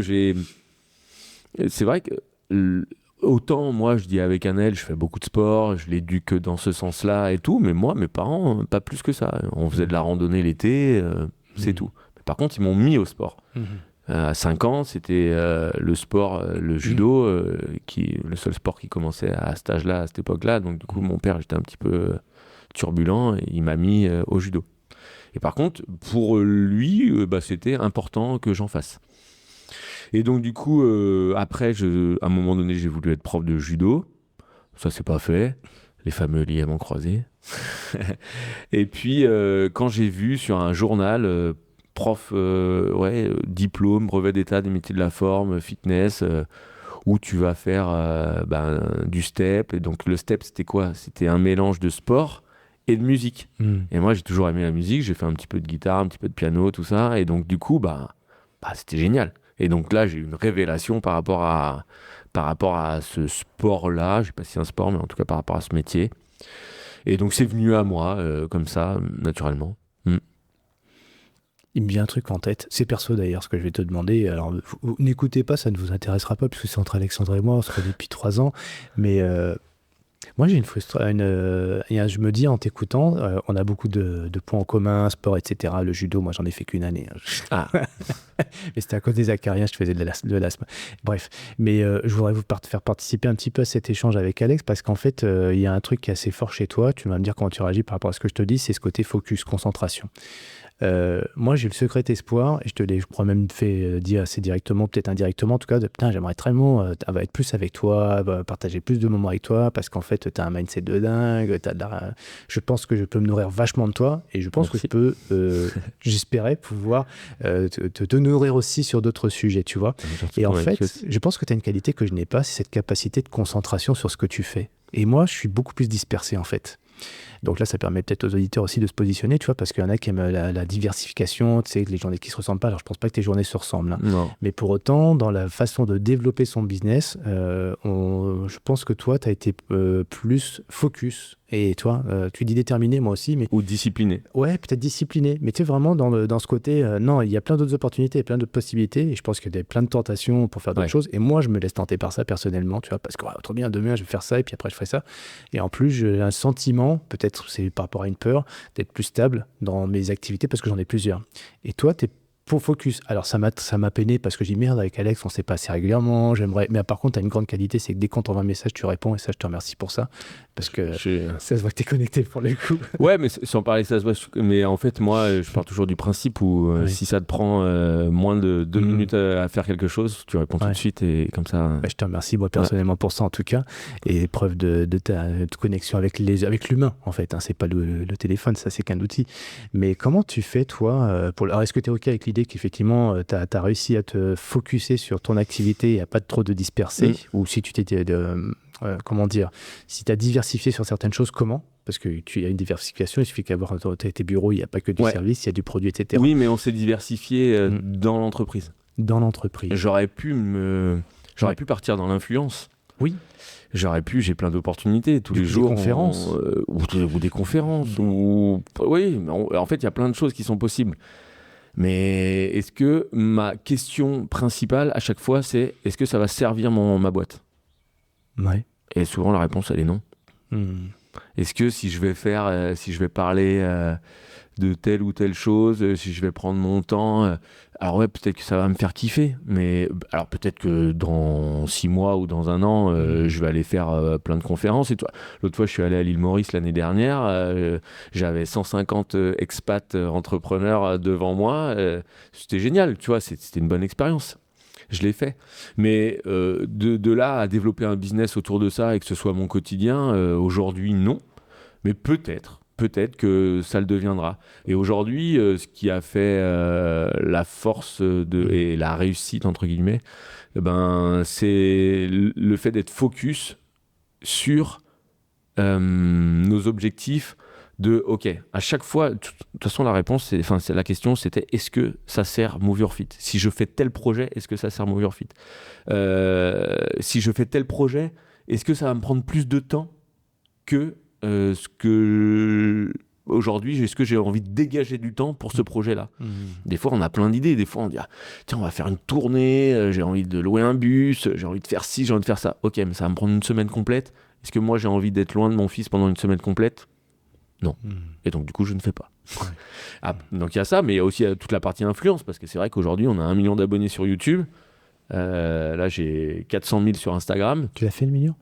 Ouais, sur YouTube, ouais. Ça y est, c'est facile. Ouais, 1 million 100. Je pensais que vous étiez encore à Non, 1 million 100 000. 1 million 100 000. Ouais. T'as reçu la plaque et tout. Ouais, bien sûr. T'as pas vu au bureau ? J'ai vu une plaque, mais sans regarder Il y en le avait chiffre. 2. Il y avait la plaque des 100 000 et la plaque du million. Je croyais que c'était la 100 000. Tu vois, j'ai regardé loin, j'ai même pas eu la La grise, Donc, c'est les 100 000 et... Ouais. Tiens, parenthèse, hein, mais quand est-ce que tes vidéos, elles sont, comment on appelle ça, sponsorisées ? Oui.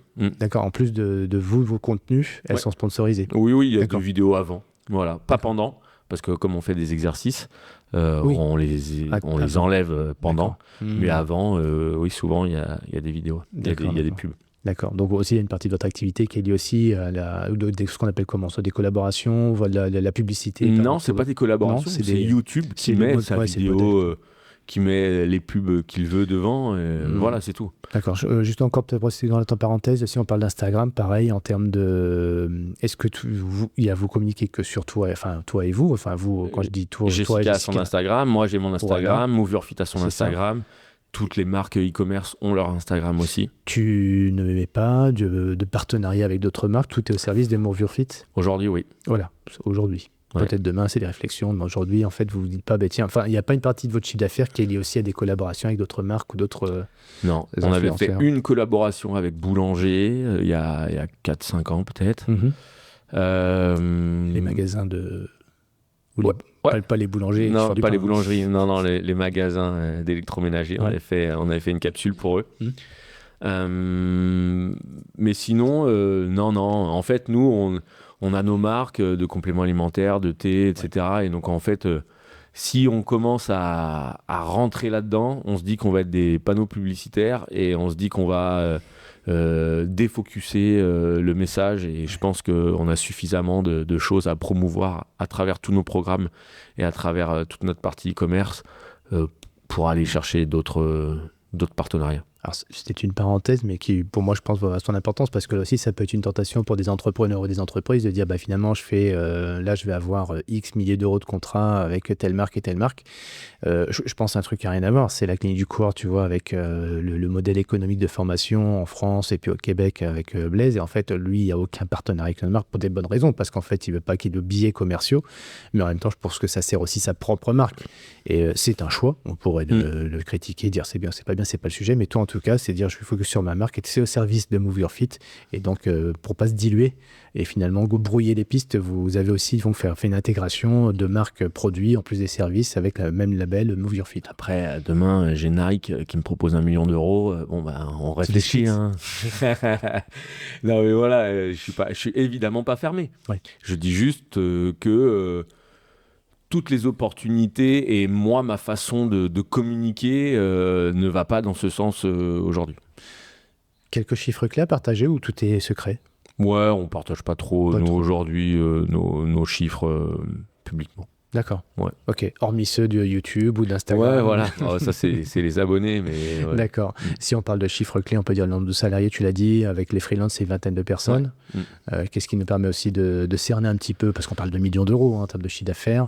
On va pas parler de trésorerie ou ce genre de choses, mais globalement, si tu te compares peut-être aussi avec d'autres entrepreneurs ou d'autres modèles, tu peux les nommer d'ailleurs si tu veux aussi pour faire un peu de benchmark. Est-ce que tu fais du benchmark et qu'est-ce que tu regardes aussi comme, ou les nomme pas, hein, mais pour se donner un peu un ordre d'idée de ce que représente aujourd'hui aujourd'hui Maurice Fit en plus de nombre de Non, salles? j'en sais rien, mais moi, je connais pas les chiffres des autres, mais je pense qu'on est dans le top 3 avec Sissi Mua et avec Thibaut Geoffrey, Singalis et tout ça. Voilà. Mais oui, je pense qu'on est dans le top 3 français. Ouais. Ok. Pour ceux qui ne voient pas, je fais des grands yeux parce que je connais pas, je suis un peu largué. Mais si, tiens, parce qu'en fait, un des premiers quand même, je peux le nommer, quoi, c'est Thibaut InShape. J'ai suivi au tout début, puis après il y a eu ces programmes, puis après les bouquins, et puis etc., des produits, etc., des co-branding. Alors ça fait bien longtemps que je ne suis plus, mais dernièrement je l'ai vu sur un événement, et ma femme me dit, mais tiens, mais t'as vu, il est là, je le connais, lui. Bah oui, bah c'est quand même Thibaut InShape, quoi. Il n'est pas juste pas un peu... Et donc en fait, par rapport à... Comment, toi, tu vois, par rapport à ces exemples que tu donnes, on pourrait dire c'est des influenceurs, en fait. Oui, c'est un influenceur, bien sûr.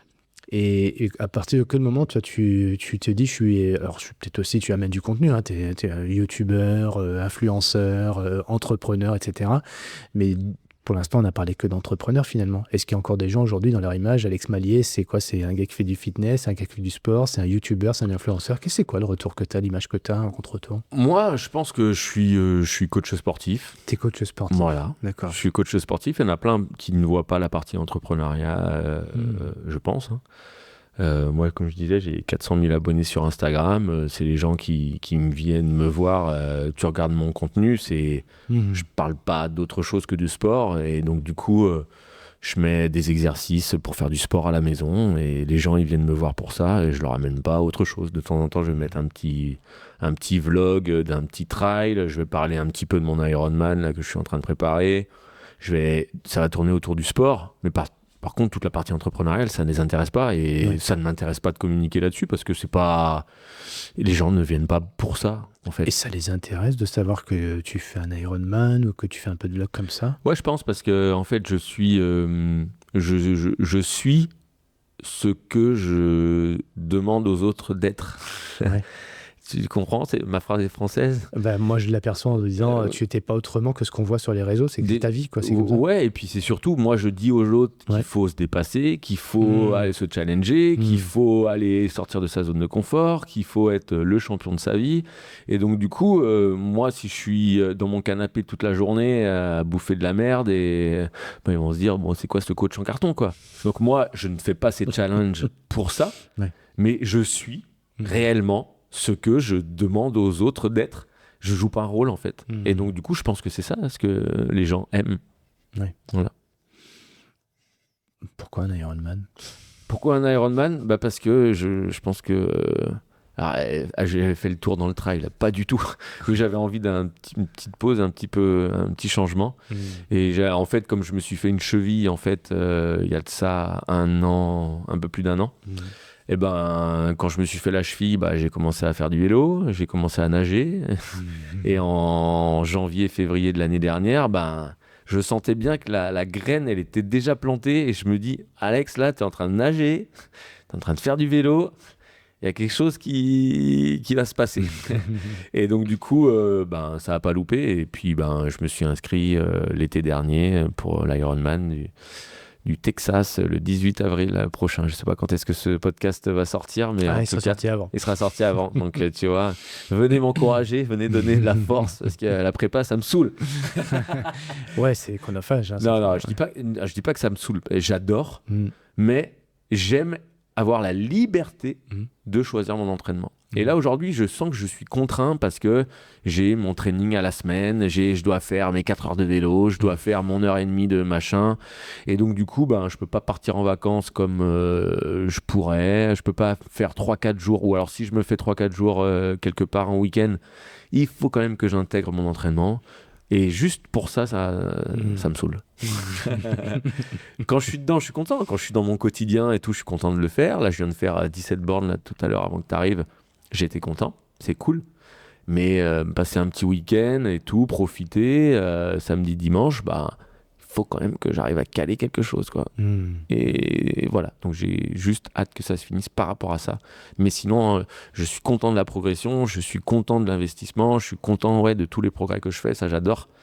Et j'espère, et je suis convaincu que je vais être finisher, mais j'espère que je vais le faire dans les bonnes conditions. Et il n'y a pas de raison que ça se passe mal, parce que je mets tous les ingrédients pour, en tout cas. Ouais. Oui, ça amène une certaine forme de méthode, enfin de rigueur dans ta planification, et la rigueur prend le dessus parfois sur le plaisir, en tout cas dans cette période. Ouais, je suis en mode robot et tout. Bon, ça me va bien, c'est OK. Mais en tout cas, je suis un bon client pour mon coach parce que il me dit de faire quelque chose, je le fais. Ouais. Voilà. Bon, rendez-vous le 14 18 avril. Pardon, avril. Ouais. Texas. Yes. Tu restes un peu là-bas? Je fais une semaine, j'arrive 3 jours avant, je repars 4 jours après. Ouais. Si on parlait maintenant d'évolution, puisqu'on en a fait quelques points entre le début, la fin, le milieu, mais en fait, si on regarde l'évolution de l'entreprise et ton évolution à toi aussi personnelle, parce que ce qui m'intéresse, c'est autant ton évolution pour toi en tant qu'entrepreneur et celle de l'entreprise. Tu parles d'un lancement, on va les faire sur 20 ans, quoi. Enfin, il y a un peu moins, quoi. Tu dis 2008, création de Move Your Fit.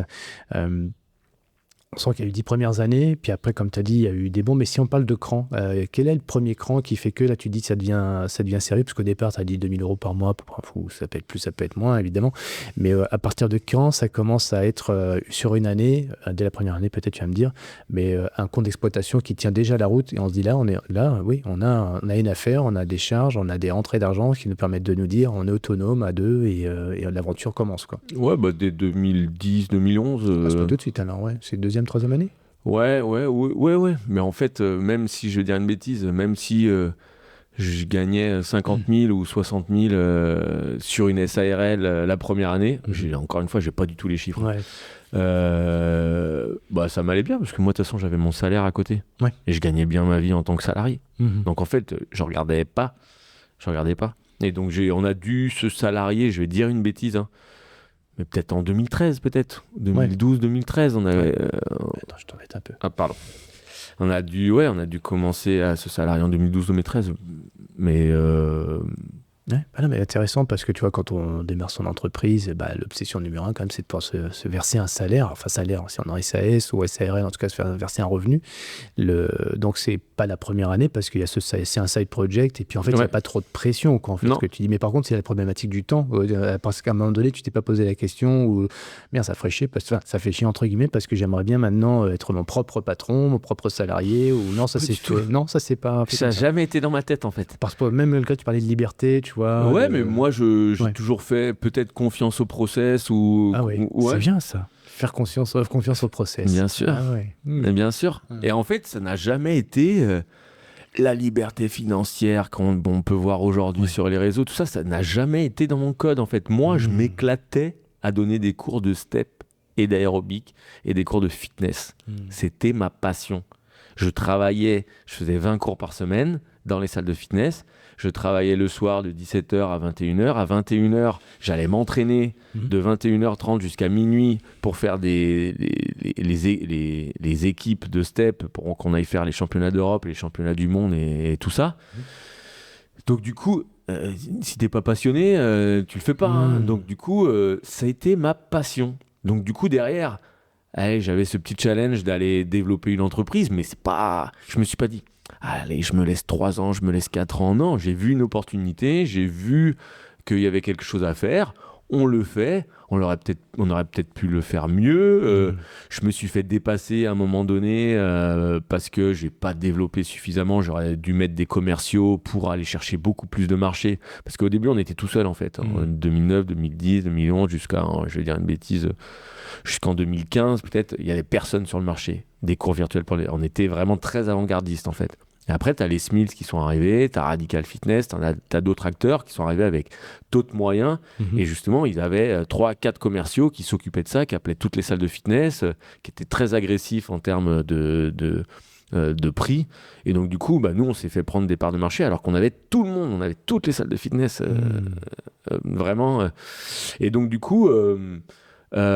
moi j'aurais pu dire non, un vrai entrepreneur il aurait remis un frein à la machine. Moi j'ai bifurqué, je suis passé en B2C et je suis passé en 2016 justement sur YouTube et je les ai laissés se battre en B2B entre eux et ça m'intéressait pas, mais on a toujours quelques salles de fitness qui ont toujours nos produits et ouais toujours.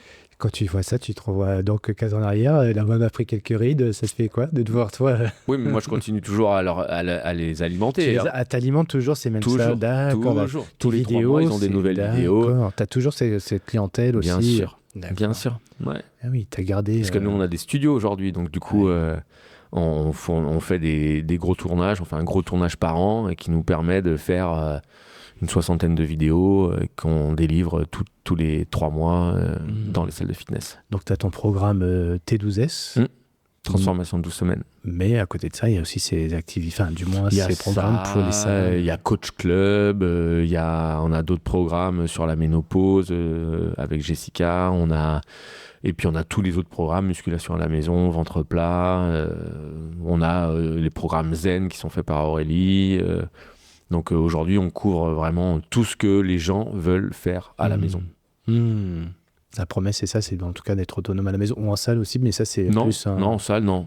Tu fais plus du tout, là, Si, les cours pour les... Ouais, mais ça reste quand même des cours d'abdos fessiers, ça reste des cours collectifs. Donc on va pas dire aux gens, vous allez faire du développé couché ou vous allez faire des machines. On n'est pas là-dedans. On est vraiment toujours dans le cours collectif. Tiens, le mot que je cherchais tout à l'heure m'est revenu, c'est persévérance. Pour parler d'une détermination et puis de récurrence, de passion. Mais finalement, comme on se le dit, finalement, tant que la passion est là, la persévérance, la détermination, c'est de fait, quoi, en fait. Mais quand tu disais que tu te levais le matin, et puis après faire toute ta journée, et puis le soir, avoir ton propre entraînement pour toi, et préparer tes compétitions, ça fait quand même des longues journées. Bon, il y a la passion, d'accord, il y a ce que tu mais franchement, je me rappelle, je suis arrivé à Paris, j'étais dans mon 18 mètres carrés. Mes chorégraphies, c'était des chorégraphies de step qu'on gardait 3 semaines ou 1 mois. En fait, par exemple, le lundi, j'avais un cours de step à l'Aqua Boulevard, je te dis une bêtise, à l'Aqua Boulevard. À 18h, les gens ils venaient pour le cours de 18h à 19h. Et puis, il y avait une nouvelle choré le 1er janvier. Le 7 janvier, on évoluait un petit peu cette chorégraphie. Le 14 janvier, on évoluait. Puis on gardait, pendant 3 semaines ou 4 semaines, on gardait la même choré. Mais moi, les chorés, je les travaillais pendant des heures et des heures. Je me rappelais, je les préparais déjà 1 mois à l'avance pour pouvoir être prêt pendant mon cours.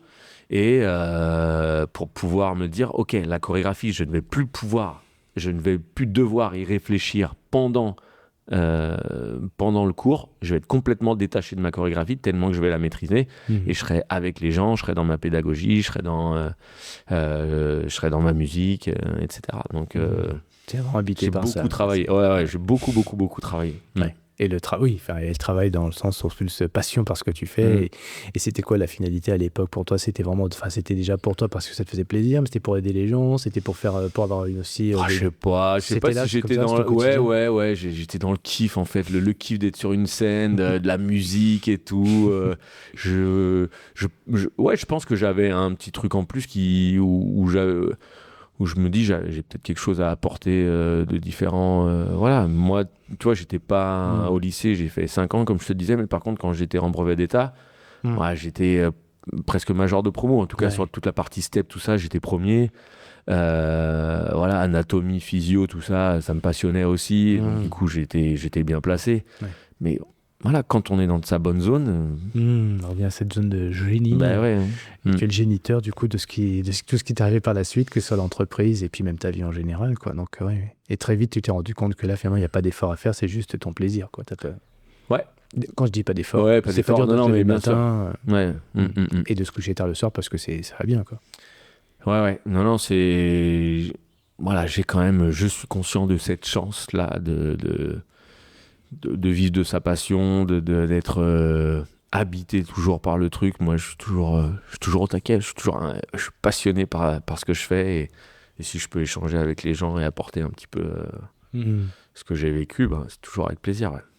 Il y a, je fais un parallèle entre le sportif de haut niveau qui après forcément se met dans un mindset d'entrepreneur parce qu'il a sa passion, il est entraîné par sa pratique sportive et après il y a une migration, une évolution par rapport à cette pratique sans parler d'un autre métier qui n'a plus rien à voir. Au contraire, continuer. Je parle de continuer parce que ça peut être soit dans la transmission, la pédagogie, ça peut être aussi pour transformer son modèle tel que toi, tu as su le faire évoluer. Donc en fait, il y a une forme de continuité, la passion reste à peu près la même, et finalement, la question que j'ai envie de te poser, c'est après, il y a un moment donné quand même où tu es peut-être moins, c'est pas que tu n'es pas dans la passion, mais tu l'as dit, je suis dans le process. Mais ce process, là, c'est celle d'un entrepreneur. Tu as parlé de 2018, les premiers masterminds, etc. En quoi c'est difficile pour toi? En quoi, si tu t'en souviens, parce que visiblement, ça a l'air d'être naturel et ça va te plaire tout autant. Mais à un moment donné, tu dis, oula, ouais, là, je rentre dans une autre dimension, il faut que j'apprenne un nouveau métier, il faut que j'apprenne faut que tu as dit manager au début, c'est sympa, mais en fait, manager, finalement, c'est aussi faire preuve un peu d'autorité, voire même un peu le patriarcal, mais qui laisse grandir ses enfants sans lui. Quels ont été un peu les pains, tu vois, les moments de difficulté pour toi dans cette évolution?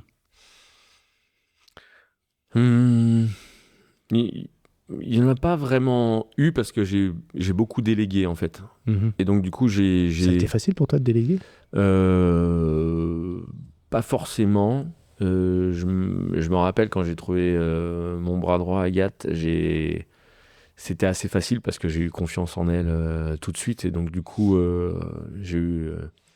nous a apporté beaucoup et elle savait faire plein de choses que moi, je ne savais pas faire. Et donc, du coup, ça a été assez facile de ce côté-ci. Après, sur tout ce qui est montage, vidéo, tout ça, ouais, au début, c'était un peu compliqué quand même à déléguer. À déléguer? Bah oui, parce que moi, je faisais tout. J'ai fait toutes les premières vidéos de Jessica et tout. Donc, j'ai cette façon de cutter, de machin et tout ça, façon YouTube, j'adorais faire ça. Et quand il a fallu déléguer ça, c'était pas forcément évident. Après, il y a aujourd'hui des choses qui sont un petit peu... alors, je dis pas que ça m'embête, mais on a toutes les vidéos YouTube. On fait 2 vidéos YouTube par semaine. Et donc, du coup, cette façon robot que j'ai de faire les vidéos, et est-ce que si c'était instinctif, tout ça, j'en ferais 2 par semaine, je sais pas. Mais là, c'est mes équipes, ils me disent, bon Alex, tu nous livres tant de vidéos là ce mois-ci, vas-y quoi. Et des fois, je suis sur un autre projet, des fois, je suis sur d'autres choses et tout. Donc là, ça me saoule un peu. Je dis, là, j'ai pas le temps, ou j'ai pas envie, ou je suis sur autre chose. Donc voilà, tout peut pas être parfait non plus. On peut pas faire ce qu'on veut tout le temps dans la vie.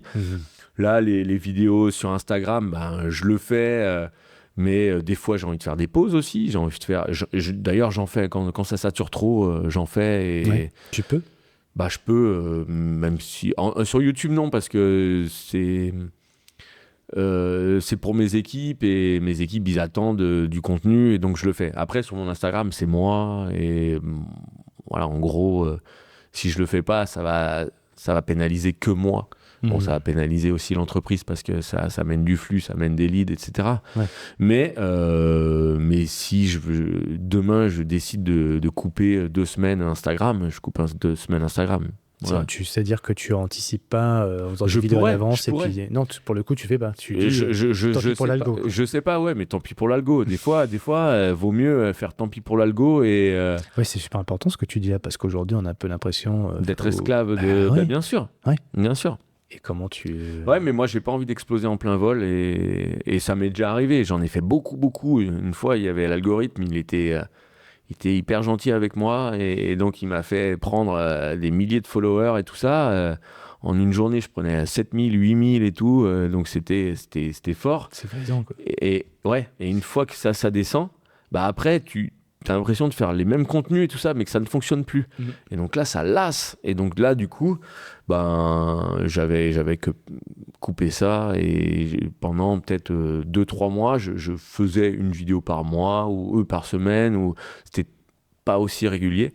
Et après, la motivation, elle est repartie. De toute façon, c'est des vagues. Hein. Il faut pas.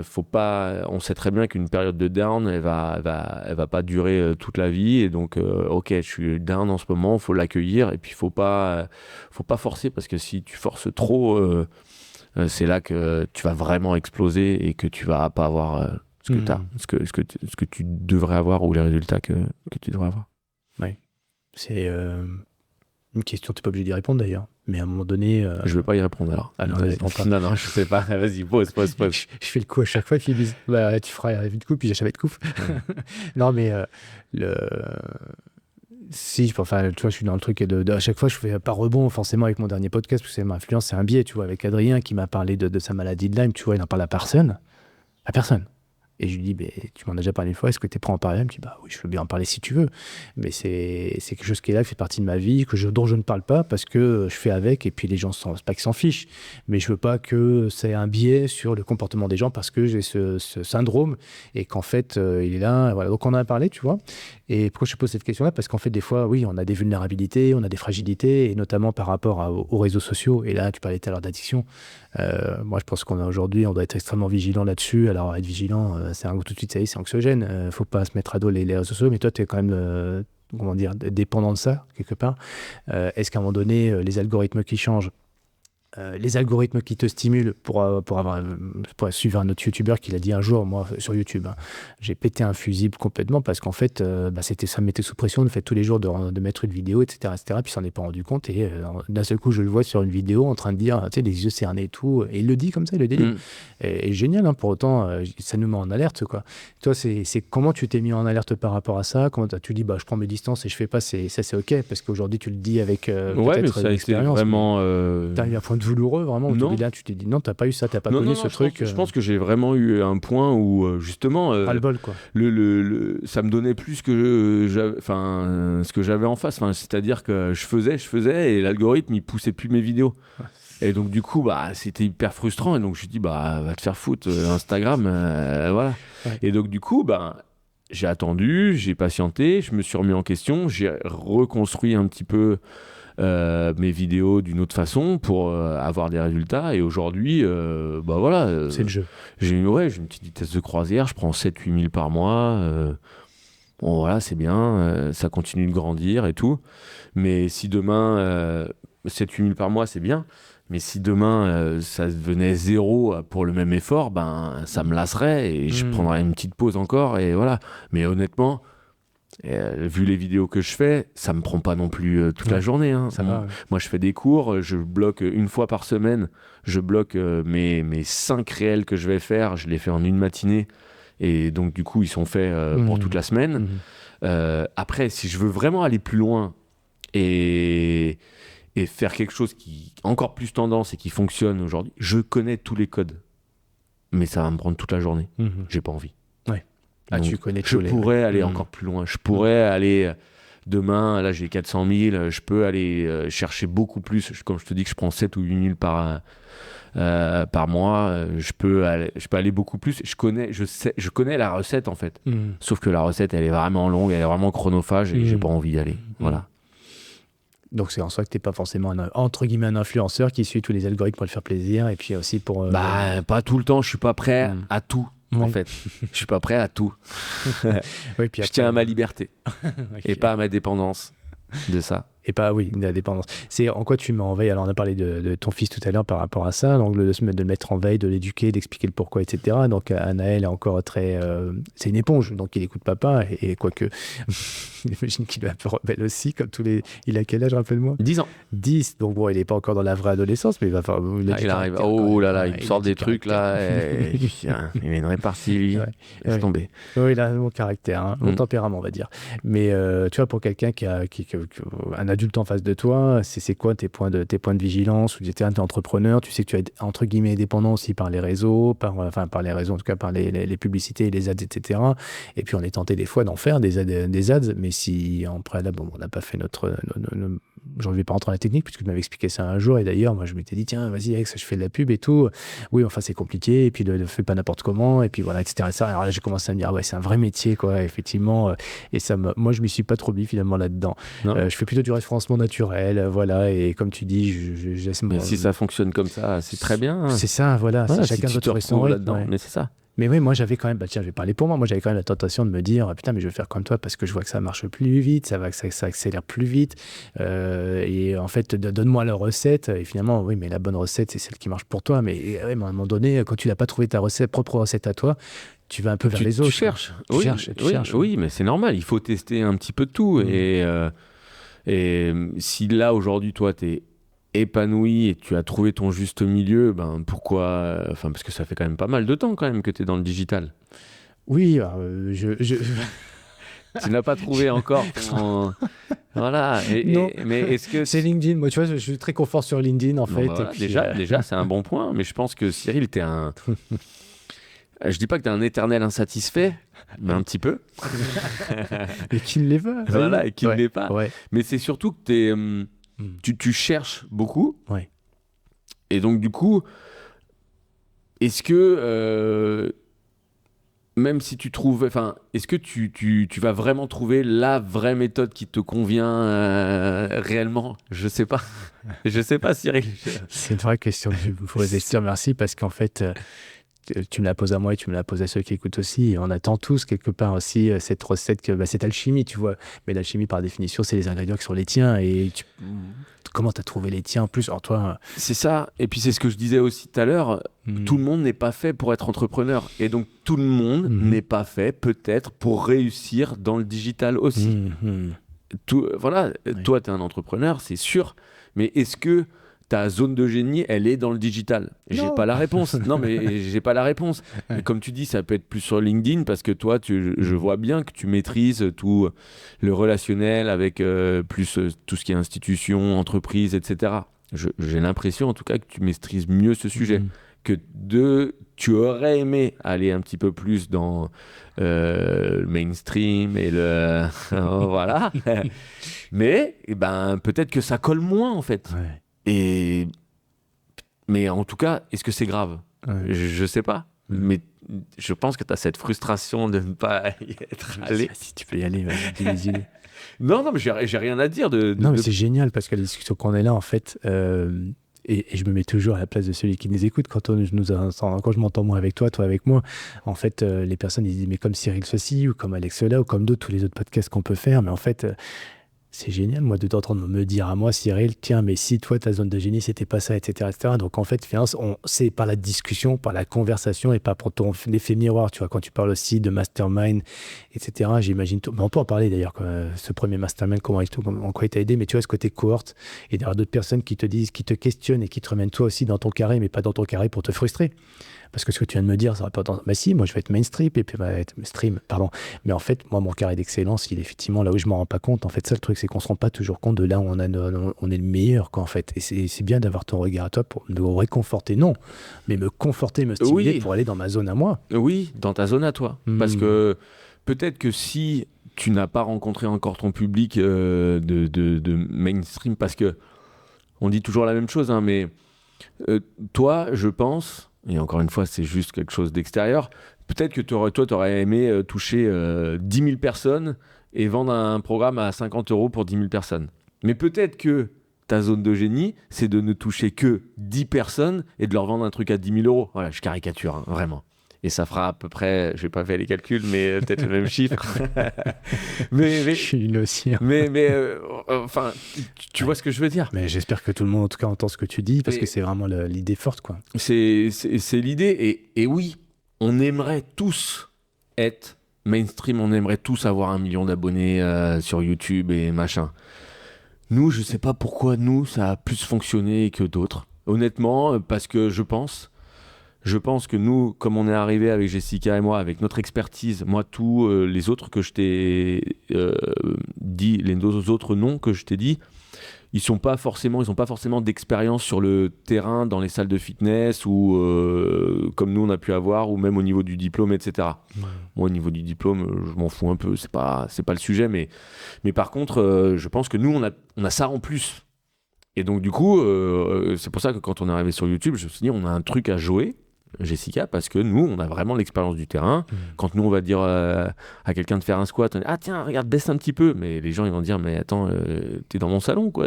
T'as vu que j'ai pas descendu? Bah oui, parce que ça fait plus de 10 ans que dans les salles, je vois quelqu'un qui fait un squat à moitié. Donc, du coup, je lui demande de descendre plus bas. Et donc, du coup, voilà, on avait ça peut-être en plus. Mais je suis conscient que tout le monde ne peut pas faire du masse. Et c'est pour ça qu'aujourd'hui, tous les coachs qui arrivent aujourd'hui, ils n'ont pas de petits produits à 10 balles ou à 20 balles. Souvent, ils vendent des coachings qui sont assez chers parce qu'ils savent qu'ils ne vont pas faire autant de volume. Et donc, du coup, ils préfèrent accompagner quelqu'un sur 1 an ou sur 2 ans et prendre une tarification mensuelle plutôt que de faire un one-shot à 20 euros ou à 30 euros. Parce que nous, ce qu'on a fait, ça se construit sur des années et des années. On a eu la patience. Et puis, ouais, tout s'est bien goupillé. Et puis voilà. Puis on est bon aussi, quoi. Merde. On te le reconnaît pour toi, en tout cas, parce qu'il n'y a pas de hasard depuis le temps que ça dure et que, oui, il n'y a pas juste des gens qui témoignent pour témoigner, juste des gens qui vont mettre un Trustpilot ou je sais pas quoi sur Google pour faire plaisir. Non. C'est qu'il y a une communauté, quoi, derrière tout ça. Il y a tout un... il y a des résultats, en fait, et on vend pas du rêve, en fait. On dit pas aux gens, allez, venez chez nous, vous allez perdre 10 kilos en 1 mois. Non, on promet pas ça. Par contre, les résultats sont là. On a des témoignages qui sortent tous les mercredis sur notre chaîne YouTube, des gens qui ont perdu 5, 10, 20, 50, 60 kilos. C'est des vrais changements de vie. Et donc, ça, c'est du concret. Et ça fait 10 ans que ça dure. Donc, ça, si c'était fake, on serait plus là. Hein, et on aurait déjà changé de programme. Et voilà. Donc, qu'est-ce qui fait, d'ailleurs, ces temps... Parce que tu parles plus finalement, quand tu t'es présenté au début, de se mettre en mouvement, tu parles d'énergie, etc. Comment tu arrives à mettre les gens en énergie? Parce que ça, c'est un sujet, tu vois, aujourd'hui, avec Guillaume Yet, c'est 0-200, mais des sédentaires faire la moitié du Mont Blanc en marchant, en courant, faire 100 km. Donc on sait que ça devient le sujet des médias. On a parlé dernière pas mal de la santé mentale, on en parle toujours, mais on sait qu'aujourd'hui, la vraie différence, c'est de bouger, c'est d'être en mouvement, donc, et tout le monde est capable de bouger, mais quand même, comment t'arrives toi à les mettre en mouvement? Parce qu'ils ont tous et toutes plein d'excuses, et je les comprends quand tu parles d'une vie de famille bien remplie, et puis voilà, la vie, la journée passe vite. C'est quoi le petit supplément d'âme qui fait qu'avec Jess et Alex j'en sais rien, en tout cas, si les gens ils viennent nous voir, c'est que déjà eux ils ont fait une démarche de se mettre en mouvement. Tu crois? Un petit peu quand même. Il n'y a pas l'envie, il n'y a pas un truc. Après, moi j'essaye de les tenir une fois qu'ils m'ont trouvé. Mais sinon, je peux pas aller les prendre dans la rue et leur dire tiens, viens faire du sport. C'est quand même eux, ils ont fait la démarche d'aller regarder sur Instagram, sur YouTube. Ils nous ont trouvés, ils se sont dit tiens, je vais mettre mes baskets.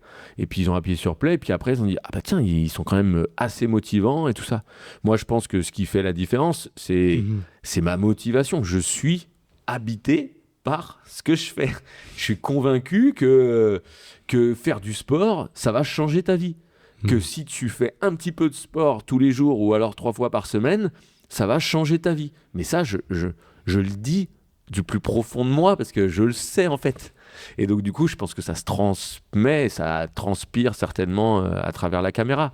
Mais par contre, il y a une démarche, de leur côté, qui est faite.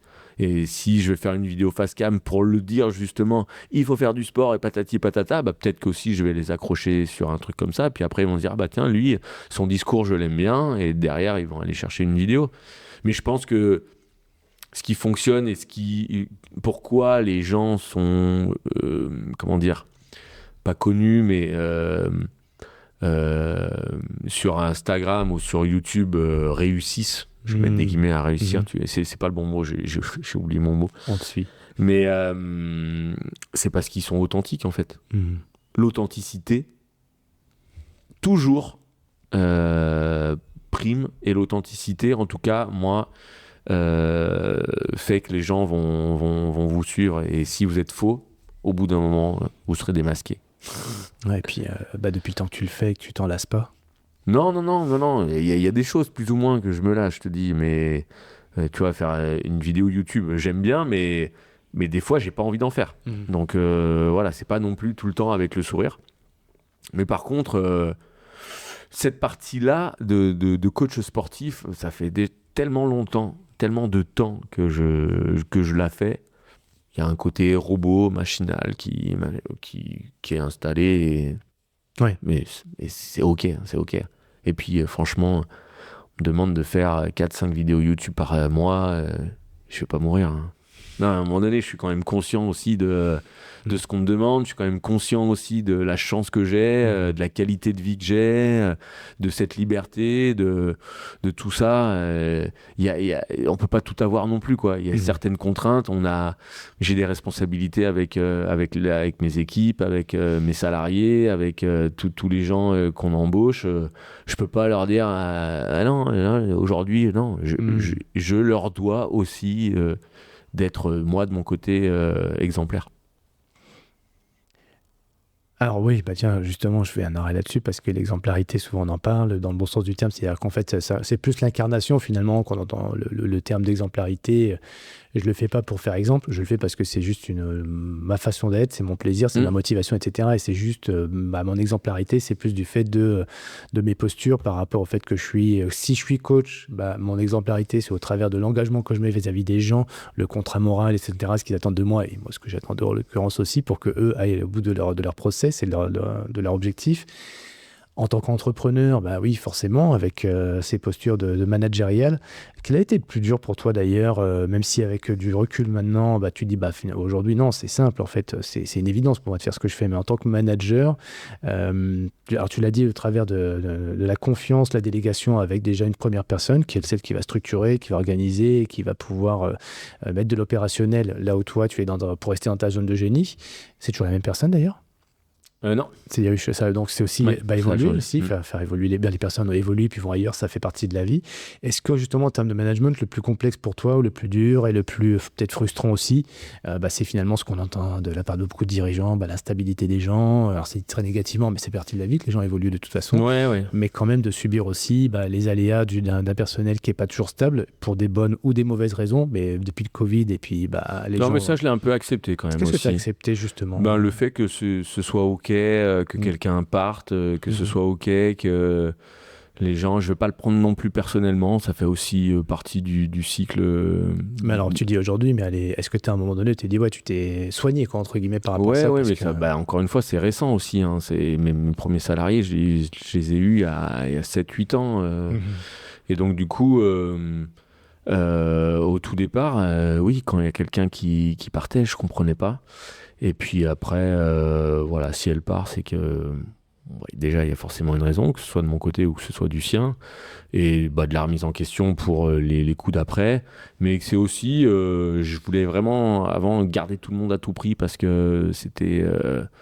fallait reformer, etc. Mais aujourd'hui, on a des process en place, et s'il y a quelqu'un qui part, elle aura tout digitalement pour récupérer et pour pouvoir faire le job convenablement. Donc là aujourd'hui j'ai vraiment une bonne équipe que j'ai pas envie de bouger, mais si ça venait à bouger, je le prendrais pas comme une attaque personnelle et je le prendrais pas personnellement, mais je dirais ok, c'est la vie, et puis c'est toujours chiant d'aller trouver d'autres gens, ça dépend des postes encore une fois.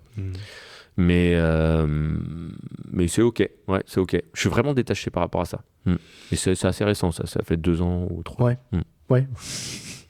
Je me rappelle de quelques discussions qu'on a pu avoir, certaines qu'on n'évoquera pas ici parce que aussi c'est plus sensible dans une entreprise quand on parle de gouvernance, quand on parle d'organisation, de structure, mais vraiment des choses qui sont liées à vraiment l'édifice que tu as mis en place depuis toutes ces années, ces dizaines d'années même. Dans quelle mesure à un moment donné tu as eu un problème managérial ou financier, investissement, que sais-je, et puis finalement les pairs, les tiers privilégiés, les masterclass, etc., les autres confrères, est-ce que justement il y a...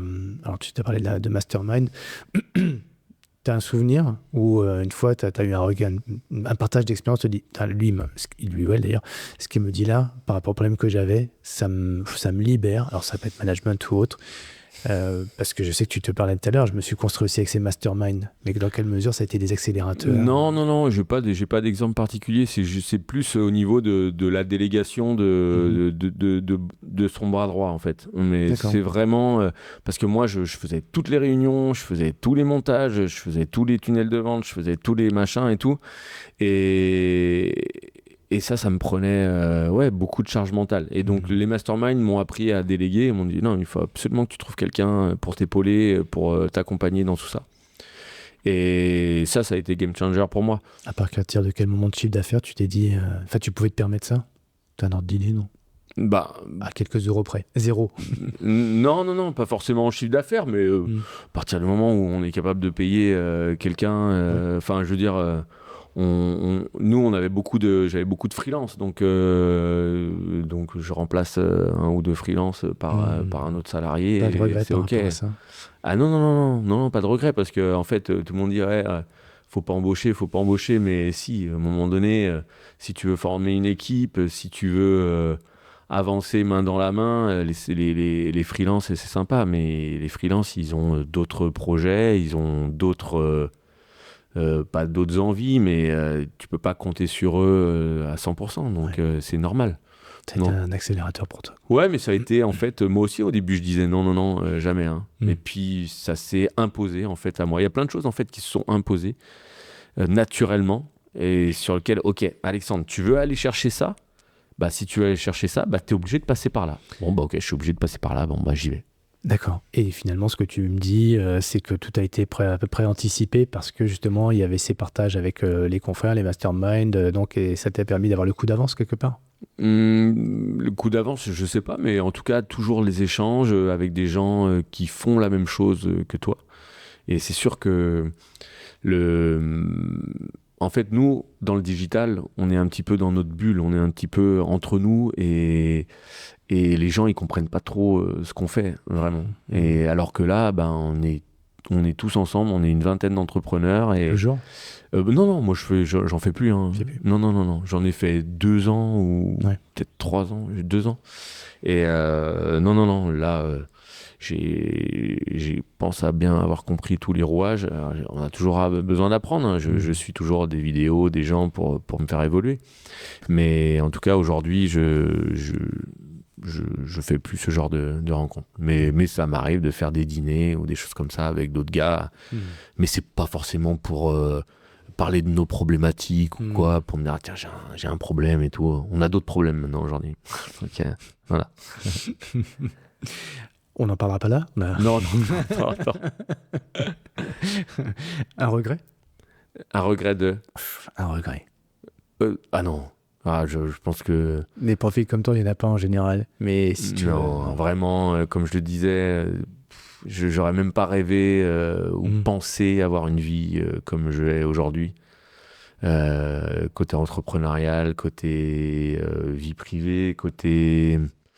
Donc, c'est comment tu veux avoir des regrets alors que tout ce qui t'arrive aujourd'hui t'apporte énormément de bonheur et voilà. Mais encore une fois, il y a eu plein d'erreurs, je sais pas, mais plein de choses qui n'ont pas été faites dans le bon sens forcément. Mais en fait, moi, je suis tellement de nature positive que je les vois jamais comme des échecs ou comme des erreurs en fait. Et donc du coup, bah ok, putain, j'ai pas réussi ça. On a fait plein de choses. Nous, on avait lancé une marque de chocolat parce que là, on a du thé, on a des compléments alimentaires. À un moment donné, on avait fait des chocolats. On avait tout fait. On avait fait le branding, on avait fait la sortie du machin, on avait acheté une chambre froide, on avait acheté tout. Et puis on a lancé le truc. Le truc, il était un petit peu rassis, il était un petit peu le chocolat il y avait un défaut de fabrication.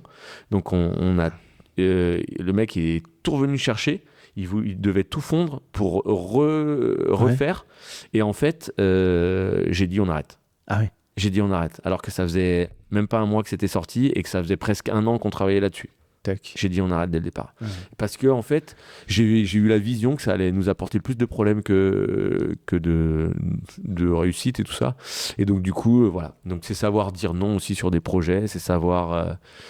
mettre le haut là, et je pense que c'est la force d'un bon entrepreneur de pas être tête baissée parce que nous, t'as vu les bureaux qu'on a, on pourrait faire je pourrais embaucher demain, je pourrais embaucher 3 fois plus que ce que je n'ai là, et je pourrais faire 10 fois plus en fait, mais ça m'apporterait une charge mentale qui est encore plus importante que ce que je n'ai aujourd'hui. Est-ce que j'en ai envie? Non. Donc mon équilibre là que j'ai aujourd'hui, il est très bien. Jusqu'à peut-être dans 6 mois, dans 1 an, dans 5 ans, j'aurais envie d'autres challenges et peut-être que je serais prêt à embaucher beaucoup plus de personnes. Aujourd'hui, c'est pas mon envie. Je suis très bien dans mon équilibre et voilà. Très clair. Voilà. J'allais te poser la question, une forme d'équilibre. T'as enchaîné direct dessus. Tu veux pas faire des chocolats, les chocolats de Clara Pichon? Non. Elle en a toujours? Elle en fait toujours? Bah, faudrait que je lui posais la question, parce que tu vas peut-être la croiser sur un prochain Ironman. Ah non, mais on a déjà fait le tour du lac ensemble, le tour du lac Léman. On avait fait la Runmate en relais. Tu feras peut-être un summum aussi, alors. Chut, j'ai rien dit. Voilà. Ah non, ouais, t'as bien vu là comment là, déjà je galère, je suis pas prêt d'y retourner. Ah, moi, je pensais que tu voulais venir à Saint-Fré. Ouais. Non, c'est pas le. Peut-être, hein, on veut jamais dire jamais. Ouais. Non, mais c'était pour rebondir sur les chocolats. Oui, je lui reposerai la question, puisqu'on va se voir prochainement. Ok, voilà. cool. Et je t'ai Tu posé lui la passeras question. le bonjour. Ouais, attends, le monde, voilà, c'est ça aussi, hein, le monde d'entreprise, du sport et tout, c'est aussi partager des moments et voilà, se dépasser aussi, quelque part, se dépasser pour trouver de nouveaux terrains d'expression. Et puis, hein, ce serait quoi prochain? Alors, tu l'as dit pas au niveau entreprise, mais toi, qu'est-ce qui te ferait vibrer demain? Parce qu'on a un peu l'impression de t'entendre te dire, mais en fait, c'est que du bonus maintenant. Mais en fait, le bonus, mais il y a. Non, c'est vrai en plus. Mais un petit bonus qui ferait la différence, ce serait quoi? Non, franchement. Tu t'ennuies? Là, non, je m'ennuie pas.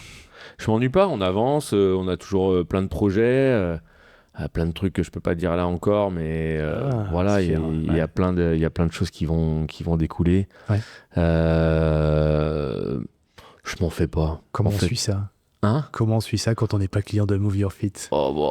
Les réseaux sociaux? Ouais, sur Instagram, venez me voir et puis vous serez tenu informé. On peut venir te voir? Ouais, bien sûr. Il y a des opportunités pour venir te voir? Je réponds à mes messages. Non, mais je réponds à mes messages. Mais c'est vrai que voilà, je fais confiance, comme je disais tout à l'heure, au process et à la vie. Et moi, même si demain je partais de zéro, je suis sûr et certain que je serais capable de tout reconstruire et de faire des belles choses avec tout ce que j'ai appris et tous les bagages que j'ai là aujourd'hui. Donc, j'ai confiance. À suivre. Exactement. Confiance dans le process, confiance dans la vie et confiance en toi.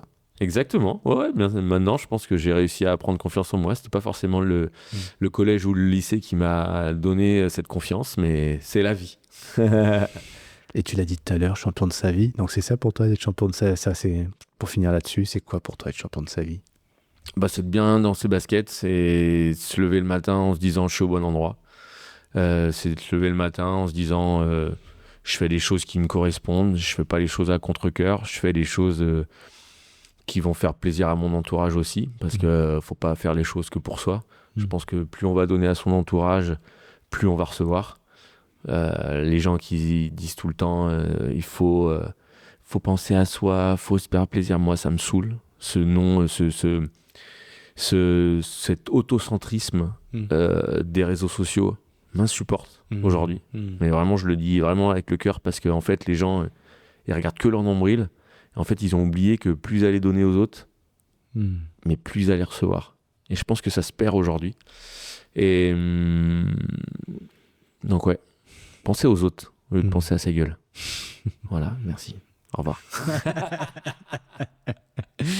Écoute, c'est en tout cas qui suivent l'Institut Santé Mentale se retrouveront beaucoup dans cette conclusion, parce qu'effectivement, la notion d'humain, c'est un grand mot, l'humanisme, etc. Ça ne va pas parler des grands mots, mais effectivement, se connecter, c'est aussi s'intéresser à l'autre, et puis aussi trouver des points de convergence. Je pense que tous les deux, on s'en est trouvé quelques-uns. Moi, je voulais te remercier aussi pour, comme je l'ai dit tout à l'heure, déjà la capacité, l'envie, en tout cas spontanément, de répondre, et puis en plus de toujours être présent. Donc, c'est pas juste un discours, c'est une réalité chez toi. Avec plaisir. Merci Cyril pour l'invitation. Ça m'a fait plaisir, cet échange. Tu retiens quoi? Si tu avais qu'un truc à retenir, tiens.